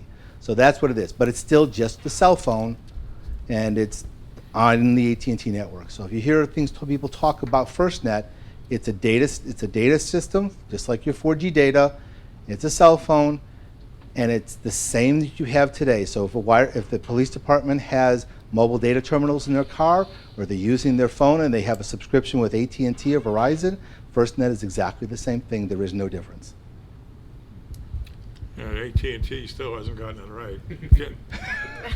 I know several firefighters in town that have it, and no one is happy with it. What it is we're all AT&T subscribers, and we're all trying to talk and order our pizzas and so forth. And a firefighter is on it that has FirstNet. His call will be given priority. Your call will get dropped. The pizza gets cold. That's basically what it is. And then your pizza gets cold, right? But it sucks, for lack of a better word. Okay, before you get started, let's just take a 5-minute break because it's been into hot and heavy here, and We'll make if you you don't stay mind, just a little longer. back in 5 minutes. It's called icing the kicker, I think. Convene the meeting of the Township of Parsippany Troy Hills Planning Board. It's 8:35 p.m. Please call a roll. What? 8:35. Time check. It's 9. Battery needs a new watch. Yeah. It's 10 after 9. My battery needs a new watch. Oh, your battery It's needs a new 9:10. watch, yes. Mr. Perelik. Okay. Here. Councilman DiPiero. Here. Mr. Frugeri. Here. Ms. Hernandez. Here. Mr. Mendel. Here. Mr. Mealy. Here. Ms. Veely. Here. Mr. Von Aiken. Here. Chairman Keller. Here. Okay. Next witness, would you raise your right hand, please? Do you swear the testimony you're about to give is the truth, the whole truth, and nothing but the truth? Yes. Would you state and spell your name, please? Colleen Connolly, COLLEEN, Now, if you dare, you can probably move that microphone down a couple inches and make yourself a little more comfortable. Alternatively, you could hold it like a nightclub singer. That's what I used to do when I was on that table. I'll wind up having to stand up anyway, so Gotcha. in the meantime, we'll see if I can knock it over or not. Would you give the board the benefit of your qualifications and experience, please? Certainly. I'm a principal at Share Design Group, which is located at 53 Frontage Road, Suite 260, Hampton, New Jersey, 08827. I have a Bachelor's of Engineering in Civil Engineering, and I've been practicing civil engineering for the last 25 years. Most of that has been in support of the telecommunications industry. I've been involved in the design of over 1,000 sites, very similar to the ones we're discussing here tonight. I am a licensed professional engineer in the state of New Jersey, and I've testified before several planning and zoning boards throughout the state. Anyone have any questions on the qualifications? Okay, proceed. Okay. I'm going to ask you the question of exactly how you want me to proceed. Would you like me to go through each one of the sites and explain what is being proposed? Just so you can understand, I'm the one who did the site plan and the civil engineering support, so the ground infrastructure for each one of the sites. I think if you went site by site, similar to what site. Mr. Stern did, Okay. would be good. And save the best for last. Okay. That was what I was planning, but I like to warm up to it. Okay. So I will start with the tower at Parsippany Police Headquarters. Now, this is an existing lattice tower, a 140-foot lattice tower. Currently, it has both police antennas on it, and it also has some cellular carrier antennas on it, too. What we were proposing is 2 whip antennas and 1 dish antenna at the top of the tower, so the top here. And in addition, we're proposing 1 whip antenna at 85 feet and a dish antenna at 75 feet. We have performed a structural analysis on the existing tower, to prove that it can hold both the existing equipment that it's on it now, in addition to the equipment that we're proposing. There is an existing equipment shelter at this site. We're proposing to put some equipment within that shelter. I should flip to that page, sorry.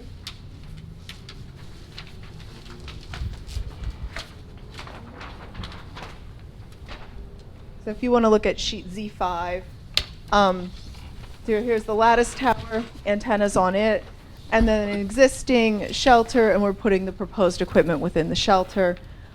We are proposing additional cabling that will go on the existing ice bridge and then up the tower itself. There will be no additional lighting. There's already lighting there, and no increase in noise, again, because there's already a generator present and there's already AC units for the shelter. So any question? I don't know if I can ask you that, but do you have anything else you'd like to know? I should have asked Mr. Stone, when you say dish, how big are the dishes? For this one, we have a 1 foot diameter dish, which will be the one at the top of the shelter, or the top of the tower. And then the one that is proposed at 75 feet will be a 4 foot diameter dish. Okay. Okay. Was that part of the submitted plan, by the way, the drawing that you just? Yeah, yes, it is.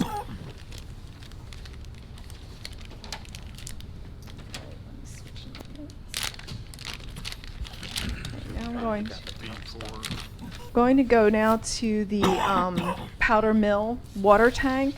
So this is an existing 160-foot water tank. There are some mobile carriers, I think just T-Mobile. There is a mobile cellular carrier on this, also attached to the railing. And what we are proposing is 4 whip antennas and 2 dish antennas, which would be mounted, again, as I said, to the railing that's at the top of the tank.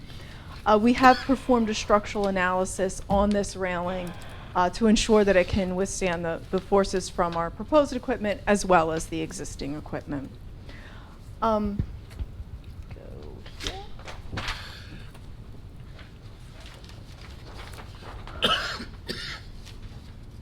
Now, at the ground, we are proposing a shelter here. There is an existing shelter, which is past its useful life in need of replacement. And we are proposing an 11-foot 6-inch by 16-foot shelter. The shelter is located within the existing compound of the water facility. You will kind of note that it is pushed over toward the property line. The reason for that is the water company is preparing to repaint this tank. I believe it's either going to be painted this fall or next fall. And because of that, they wanted us to maintain a 20-foot clearance around the tank itself, which will better facilitate them being able to get the trucks in to do the painting. You said you're putting it approximately 11 by 16. How big is the shelter that's there now?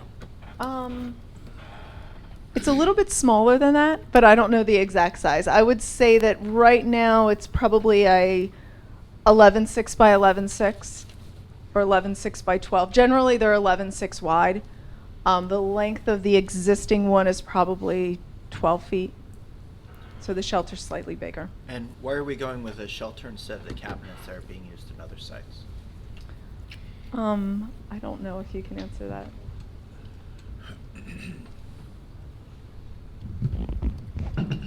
The answer is because there's a lot more equipment going there than just the, this is one of the core sites. This is the main site for us, so we're also putting in there the 800 megahertz base station and the paging station, so we're taking up a lot more equipment at this location than the others.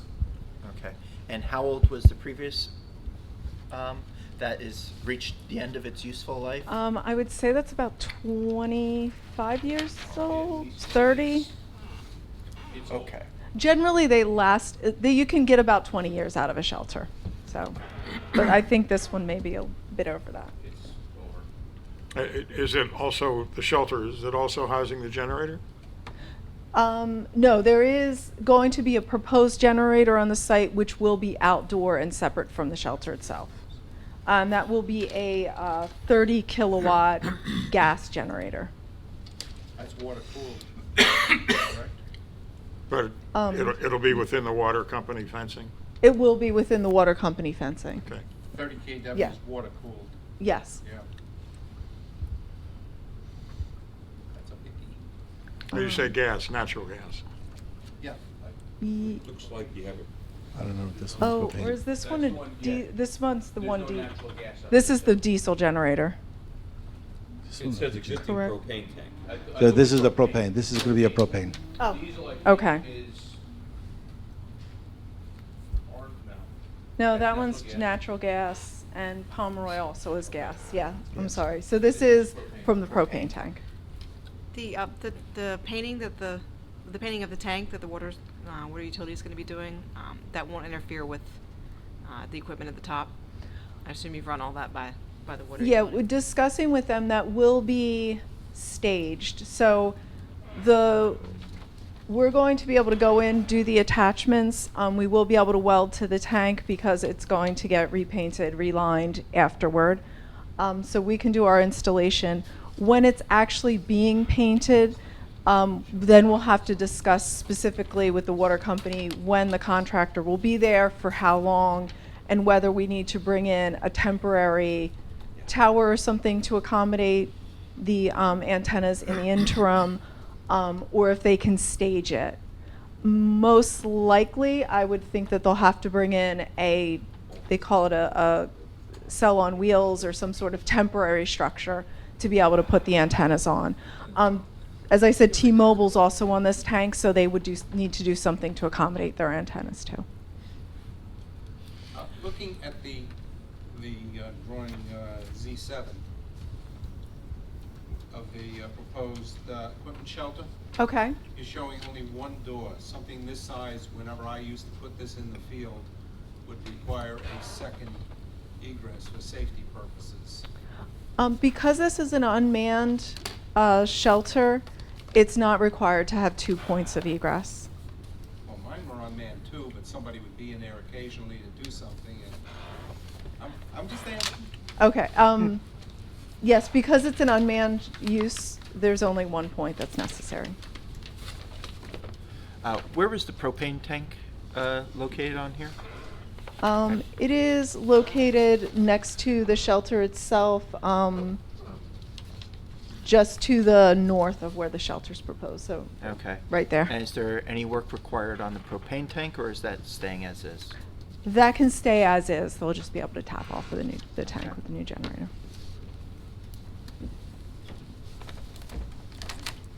Okay.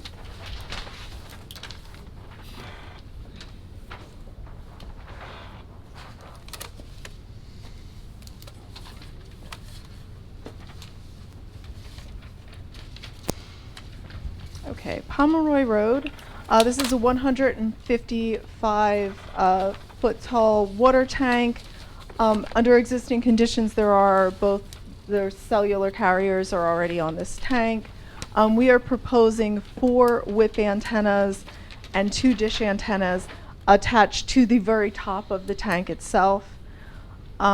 We have done the structural analysis on those mounts to ensure that they can withstand the loading. The coaxial cables for this will be routed underground and up the center pedestal of the tank, so they won't be exposed on the outside of it. At grade, put sheets here.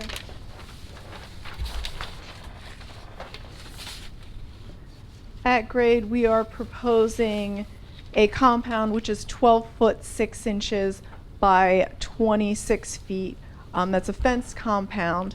It will have an 8 foot high board-on-board fence. The water company had wanted the board-on-board fence just to mimic what the other carriers on the site have done. I believe the other carriers have slightly lower fencing. It's 8 feet tall. The police, for added security, we wanted to go with, or the existing are 6 feet tall. We wanted to go with 8 feet just for added security. Now within this compound, there's an existing concrete slab on the site. I believe it was from a carrier that's now abandoned the site. So we're going to utilize that existing compound to propose 3 equipment cabinets. And then we're pouring a new and separate slab for a 30 kilowatt gas generator. And then the cables go underground and go up to the tank itself. What size is this structure? This is equipment cabinets. So there are 3 of them that go together. The height of the equipment cabinets will be 78.5 inches. The total length of all 3 cabinets together is 88 inches wide, and they are 38 inches deep. So this one is not a shelter, it's cabinets that are separate. Oh, okay. I misunderstood. All right. Are there generators existing for these other carriers on site? Yes, I believe that Verizon and AT&T have generators. I'm not sure if T-Mobile does.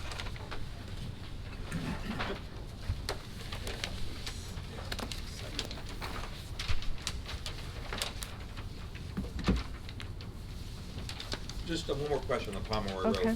Road. When you make I guess it's a welded connection to the tank up above, would that tend to damage any of the coating on the inside of the tank? How is that mitigated? Okay, what we'll do for Pomeroy, because that is, the paint is in good condition, it's not slated to be repainted soon, is we will do stud welding on that. And we'll do, SDG will actually be there to do the inspection of that while it's done. So we do a testing first on a piece of steel that's similar in thickness to the tank to ensure that the heat, when they put the stud weld on it, will not be over the point that would damage the interior surface. So we did reach out to the company that provides the painting, and we got a specification for them as to how high of a temperature that could withstand. And we have had conversations with the water department about that too. Okay, rescue and recovery. So the existing property overall has volunteer park and then also the rescue and recovery building on it. What we're proposing is a 180-foot monopole. The proposal is for 5 whip antennas and for 2 dish antennas. At the very top of the pole, we would have 3 whip antennas. And then the dish antennas would be at 150 and then also at 80 feet. The antenna at 80 feet is a 4-foot diameter. The antenna at the 150 mark is a 1-foot diameter. 3 whip antennas at the top, and 2 whip antennas at 160 feet. Now, in addition to that, we are showing some future, 4 future whip antennas, 4 future dish antennas. The reason we're doing that is just so structurally the pole will be designed to hold whatever we may need right now for the township's needs, and then also in the event that we need to expand something in the future, things change, there is some additional capacity in the pole to do that. What's the diameter of the pole?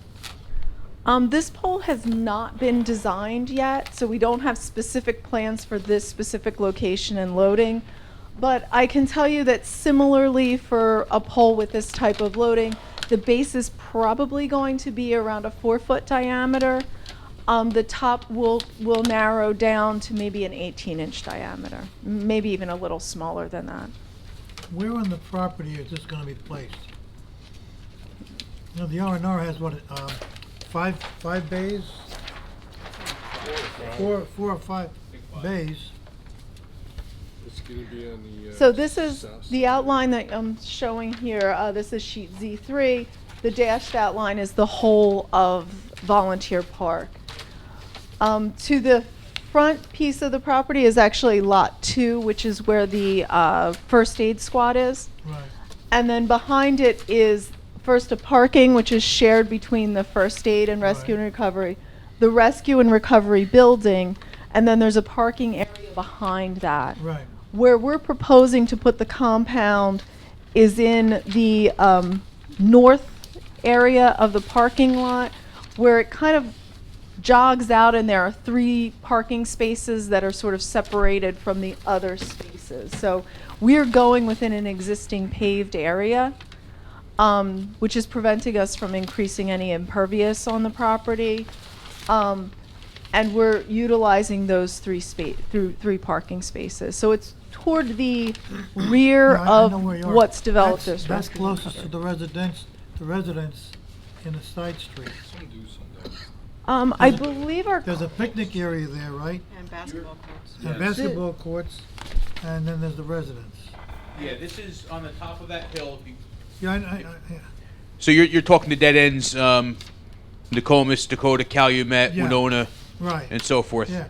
Why don't you put it on the other side of the parking lot, further away from the residents? That becomes more visible, I think, to Crescent Drive, whereas the Yeah, you can't win.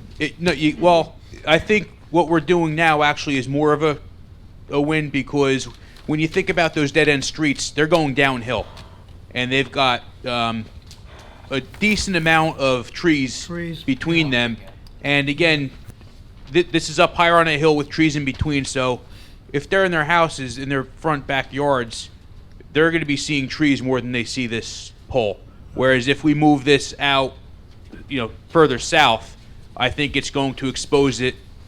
Right now, it's got the protection of both the first aid squad and the rescue and recovery building to a certain degree, and also Food Town if you're going further north. Yeah. The further south we bring that, I think it's just going to, my opinion, bring it more out into the open. Okay. And the offset, just so you're gonna understand, distance-wise, from this pole to the closest residential property that's to the north, which would be the dead-end streets you're talking about, is 322 feet away. To the closest residential properties on the other side of Crescent is probably closer to about between 350 and 400 feet away. So it is closer to there, but not significantly. What kind of foundation is necessary? Because I drove by there tonight, and it is sort of up on a little hill right above the exit drive. Yeah, You're going to have to excavate anything to... What they do is drill, so it would be a caisson foundation, which will be a concrete foundation. The diameter is typically slightly bigger than the base, so about a foot bigger than the base. So this may be a 5 or 6 foot diameter. It gets drilled into the ground. They put in a cage, a cylinder of rebar, and then they would pour concrete in there. We have done the geotechnical analysis here. You do a soil boring just so you know what the properties are of the soil. And then once they design the pole itself, they'll design the foundation to ensure that it's meets all the needed codes.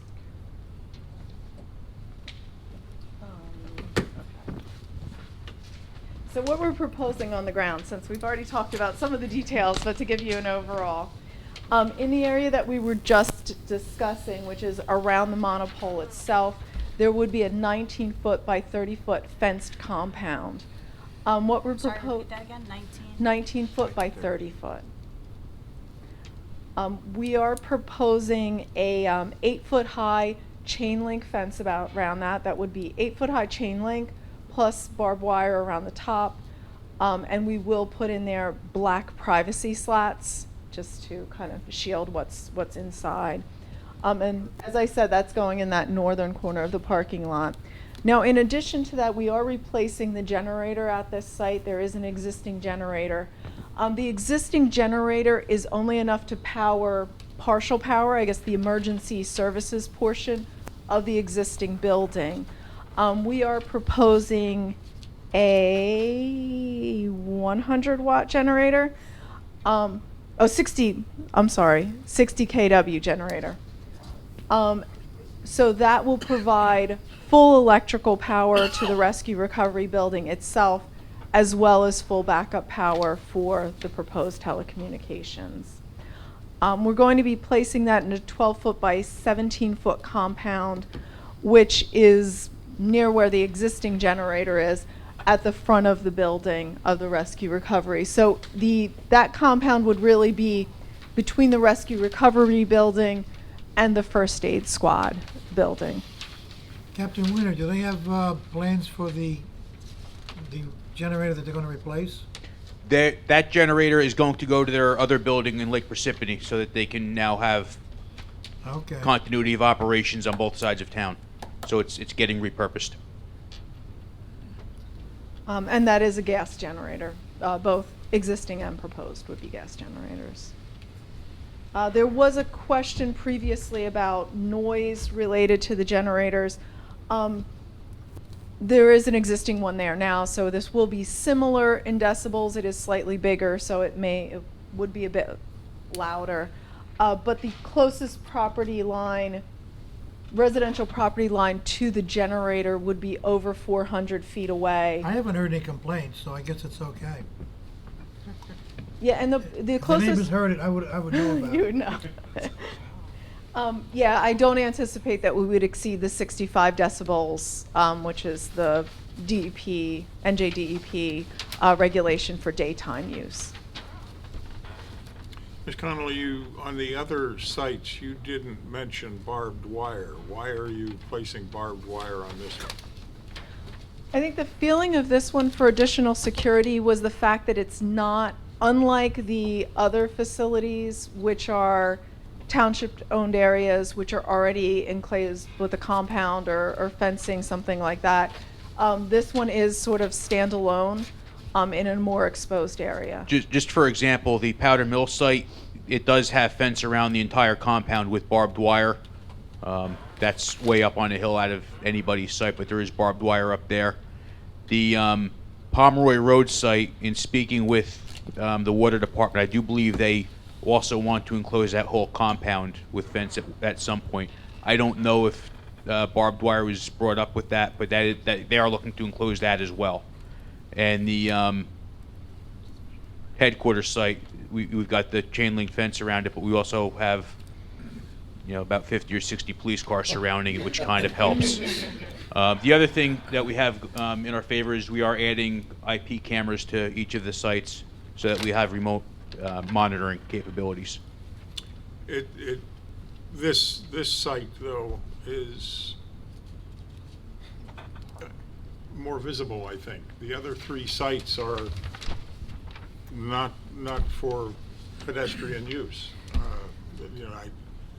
The Pomeroy Road site, there's no residential there. This is the only. You're in a town park, essentially.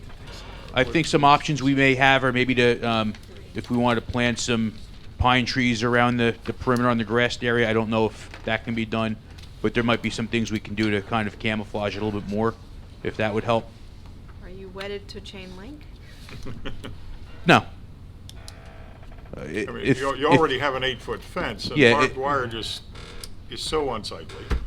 We're open to your suggestions in this area. This is not a. Because there's kids there. I get that. I Yeah, but certainly get that. The R&R is occupied a good deal of the time. bit of the time. Those Well, volunteers are there almost all the time. Well, the ambulance squad is. And the ambulance squad. So there is some activity by the volunteers almost all the time there. I think we all understand your concerns, and again, this is something we're definitely open to your input on this. We can look at whether there's landscaping that, it's tough because you're at the top of the hill. Yeah. Yeah, well, one side is blacktop, that's where the vehicles are. Right. I'm just thinking And then about you have a like little the side, basketball court, you have a you're side looking road. right up.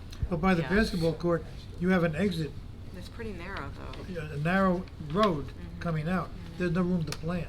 Yeah, that's what I mean. It's, Okay. It's the slope down to that driveway. Yeah. And then. I mean, we understand your need and Board your on board? desire for the security of the equipment that's going to be behind that fence. But Let's see if we can make it look a little bit better. yeah, we can dress it up a little. At least it's not razor wire. They wouldn't let me. No, look, we're open to your suggestions on this. This is How not- about a 10-foot fence and no barbed wire?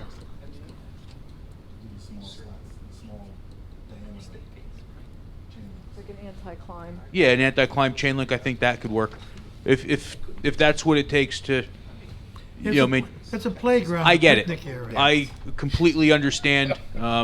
Look, we don't feel great about having to do this to begin with, but we have to put this here. That's what we've come up with.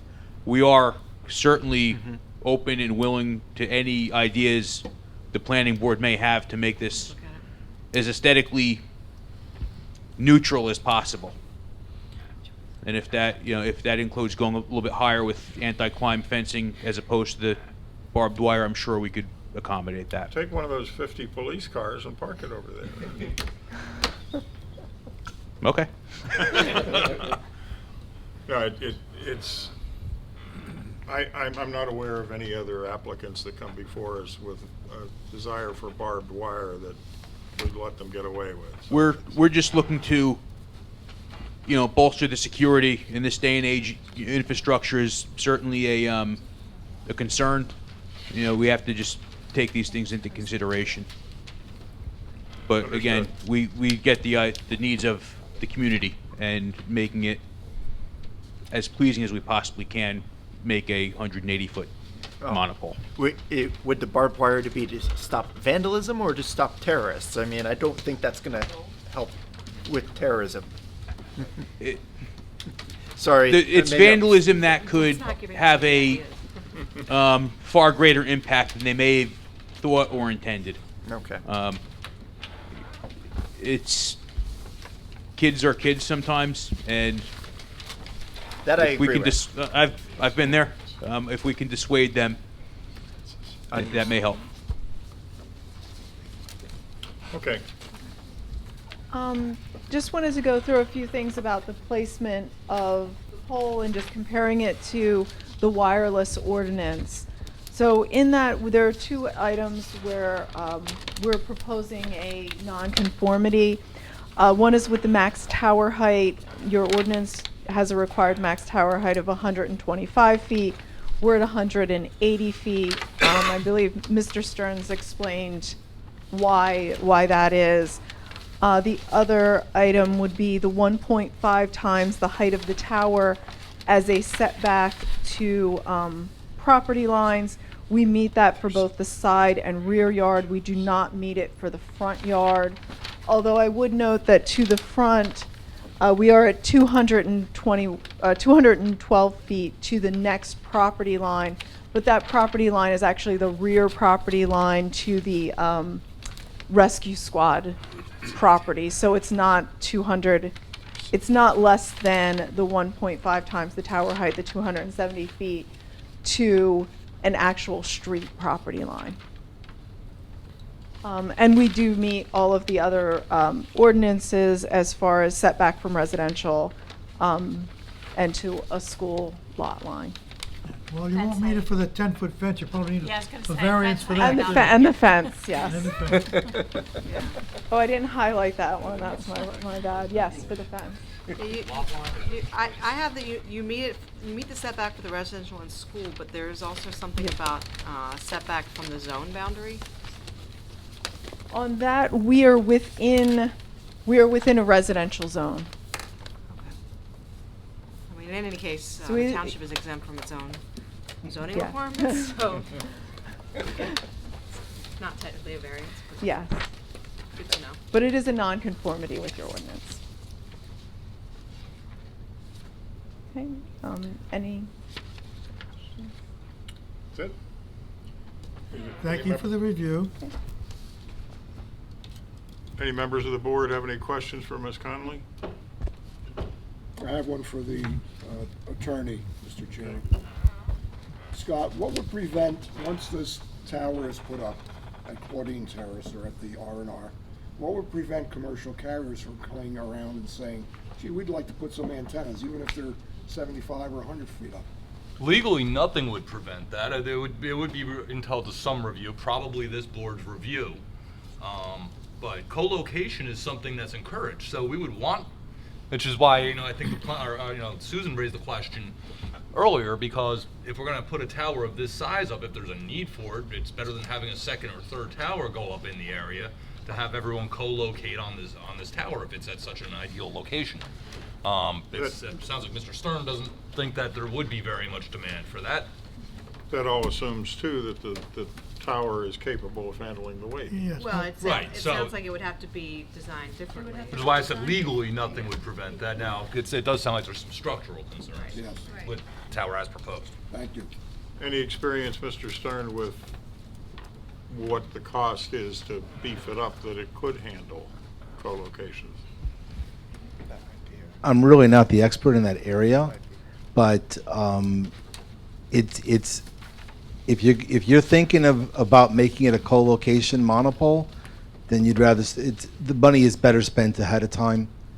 I don't The think foundation, it's a you good could idea. design the foundation to be bigger. I've done a monopole before where we designed the foundation to be for a much bigger monopole, but we put a smaller monopole on there to start. And then when there was enough interest, the carrier that came in said, I want the big pole. They paid to put in a big pole, but we'd already designed the foundation to support a much stronger pole. Ms. Connolly, do you have any expertise in? I don't really have an expertise, or I can't really speak to what the cost difference would be as strict dollars. It would be an increased cost. I would anticipate that the foundation, the concrete foundation that I was discussing, would have to be both larger in diameter, because the base of the monopole itself would be larger in diameter, and that it would probably have to go deeper. That's just because of the increased load that you have when you have a full carrier array of antennas placed on the pole. Captain, I assume you're working on pretty much a fixed budget on. Yes, very fixed. Well, not only that, but these carriers would then need their own little rooms and generators, and they'd be taking up space on the R&R's parking lot. I mean, how much more space can they take away from R&R? They can still get the trucks out of the base. When we looked at the monopole design, one of our objectives was to keep as small of a footprint as possible. Exactly. It's a small area, and our thought process, and we're open again to your thoughts, recommendations, suggestions. We want to kind of minimize this as much as possible. I agree. That was our mindset. If you guys, have other thoughts, we're open to it. Through the chair, I asked this when we were off the record, so I'll ask it again while we're on. Was any rendering prepared of this to see what this would look like, say from Hiawatha, from North Beverwick, or somewhere within the park? We've done some, but they're much too close. They don't give the real perspective from residences, which is if we were going to have to do it, we would go back towards the residences and give that kind of perspective. And you haven't done a crane test or a balloon test? No, we have not done a crane or a balloon test yet. Do you plan to? We weren't planning to. Got a balloon? You can get a balloon. Bad for the environment. Anyone else have any questions? Okay, the chair will entertain a motion to carry this to our next meeting, which is, I believe, May 20th. The reason for that is we were given a lot of time. We're charged with reviewing and recommending.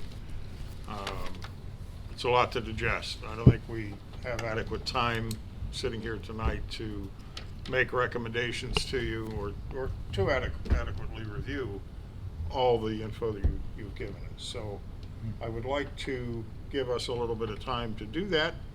And I know that we're probably pretty full, but hopefully, it won't take long.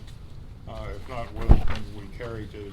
Sue and I had 3. discussed it earlier today. Mr. Nor, before you, if I may, it sounds like we've got a full agenda, so what my recommendation would be is that we carry this to our next meeting. It's possible that we'll just need 10, 15 minutes to finalize, after we've heard everything tonight. But it's possible, too, that we might need a lot longer than that, in which case we could, again, carry it to the following meetings. June 3rd, I think. which is June 3rd. So hopefully May 20th. What if does not, that do to then your June 3rd. schedule? Slows it. We are trying to get this project underway in as timely a manner as possible. We would like to possibly get this done by the end of the year, which would avoid us from having to continue paying the county for their services, and also just bring back the interoperability into Precipitation. So you would like to have this in service before the winter? I'd like to. How long is the construction schedule? Do you know? We're in the process of finalizing the agreement with the vendor right now. The vendor agreement includes all the site make-ready work, which includes all the antennas, lines, and this monopole. Any reason to really delay it? So we're ready to, Yes. we're basically ready to issue a purchase order. We've finalized and we've negotiated for the last 2 months with the equipment vendor and got what we think is a good price. And got all the equipment in there as well as all the other things that I described earlier tonight. As far as making sure we future-proofed the system and we built in there the next upgrades, all these things in there. And we're pushing for them to have the cutover done by the end of the year, to basically have fire and EMS cut over onto this new system as soon as we can before the first of the year. How ready are the plans that you would be submitting? Because we've talked about the plans for zoning and construction to, because obviously my departments need time to do that review. How ready are those plans to submit? The plans themselves, I mean, after tonight, there are maybe a few things that we just need to tweak on them to make sure that that is consistent with what we've talked about tonight. But they're basically done, because that's what was given to the bidder I don't know. in but, order I mean, for them to approve. seeing as it is a township project, is it possible that you could begin review simultaneously?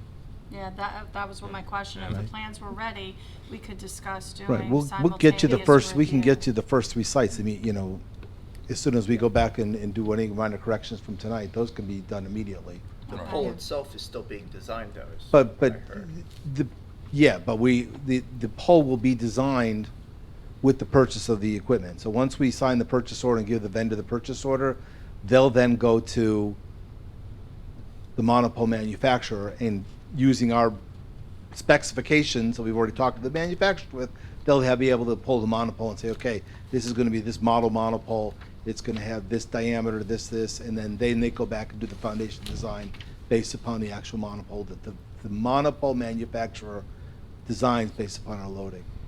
So that's really the only step we have left on that is to order the pole, and then once they give us the pole specifics, which is actually a pretty quick process, then they design the final foundation with what rebar and the actual diameter.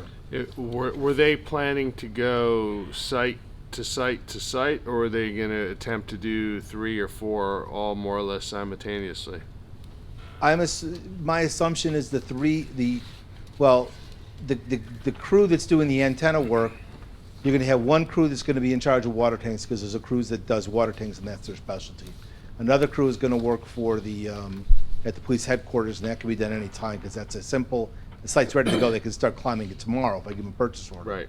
And it'll be a different crew doing the monopole because it's a different expertise as far as the monopole based on water tanks. So it won't be the same crew going through because of the expertise. The So- same crew will do the 2 water tanks. Right. But to be 3 different crews that'll So be in do theory, that it could that be work. 3 crews working concurrently? I doubt In theory, it. Just because of just logistics. Timeframes of getting through construction, obviously each one of those is different, and depending on whether there's a hiccup in electric, building, fire, or any of the subcodes like we've talked. So the sooner that I can get something to at least get the preliminary review by each of those subcodes, you can be working on whatever comments they have. Because waiting until that next meeting, if heaven forbid that meeting is in June, now you're putting, on my building department a tremendous amount Right. of stress to try to produce that, the sooner that we can, the better. We'll get you the first 3 sites, the 2 water tanks and the headquarters tower as soon as we can sooner get them out of SDG. Yeah, which will probably be within a week. Okay. The one thing, we will even be able to submit most of what is needed for rescue and recovery, but as we were just discussing, the monopole plans themselves will lag behind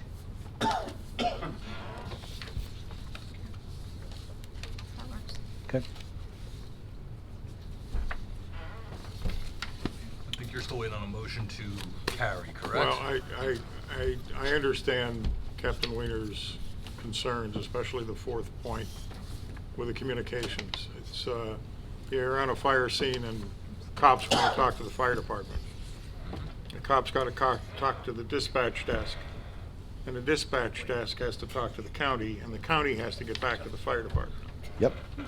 It's, I mean, it's worse than the old crank up phone thing, you know, number please. And seconds matter in many of those cases. And I mean, Parsippany is in a hazardous position as far as public safety with the lack of communications. The county was, it's a good fallback for us because if we didn't have the county there, I don't know how we'd do. You know, tin cans and string might have been better, but so I understand the urgency in getting this through, but like I said, this was all just thrown at us tonight. We didn't have a chance to look at any of this prior to 7:30 this evening. So in the interest of making sure that we do this right, I want to give us a little bit of time, and that's why I asked for the motion to carry this. Mr. Chairman, if I may, a motion to continue the courtesy review of the Parsippany Troy Hills Police Department telecommunications improvements to our next planning board meeting. Is there a second? Second. Perowick. Perowick seconds. Please call a roll. Mr. Perelik? Yes. Mr. Fajiri? Yes. Ms. Hernandez? Yes. Mr. Mandel? Yes. Mr. Mealy? Yes. Ms. Veely? Yes. Mr. Von Aiken? Yes. Mr. McKellar? Yes. Just for the record, that's carried to May 20th? 20th. 14 days from today, I think. Yeah. All right, thank you for We're gonna all have, your efforts. I'm sorry. We're gonna have a master plan discussion next meeting as well, so. Along with 2 applications, which is why we wanted to carry this to June. Well, if it's gonna be more than 10 minutes, we're gonna carry it again to June. So we'll do our best. So next meeting, bring a cup of coffee and a sandwich. Yeah. Mr. Carlson? Okay. You don't need to leave those because those are all part of the submission that, with the Excel, You want to bring them back? or do you want the exhibits here? Yeah, that's. Yes. All right, leave it. Take them off the board.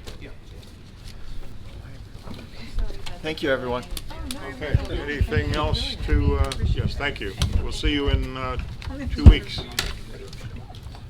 Anything else to come before the board? Not for me. No. Then I'll entertain a motion to adjourn. So moved. Second? Anyone? Second for Aiken. Jerry. There you go. Does anybody want to go home? Okay. If it becomes necessary. Yeah, for courtesy, does it have to be noticed? A little bit. Yeah. Fine, we could do it. I mean, we'd have to notice the meeting. Yeah. We could do that. 48 hours notice. Right. Oh, that's all? Yeah. Do it with 48 hours. No, well, so I'll give you a call next couple days. Always the exile. They've already done it. They already put the signs up across the way. Then I guess they were told. Great point. The other carrier. I was like, Yeah.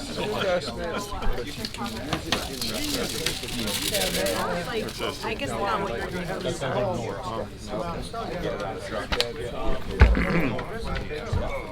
I gotta start eating before these meetings. I mean, I had a snack. I told Christine, I said, save Game of Thrones. We didn't watch the last time. Save Game of Thrones and we'll. It's an hour and 20 minutes. Is it a long one again? They're all long. I tried to help. I slowed my watch down. I tried to help. Are you a Lord of the Rings forever? No. I am one of those who has never watched it. Very nice testimony. Thank you. Social media, there are 2 things. I know a lot of people that are watching. Thank you for the testimony, very nice. I'm the latter. You're the latter. Jay? My pleasure too, thank you. That's exactly the type of program. That's what Carol said. Yeah. I didn't even know it. Oh, shit, thank you. Be well, say hello. Mikey, not so. She went not so. You know, I can't watch everything, there's a lot.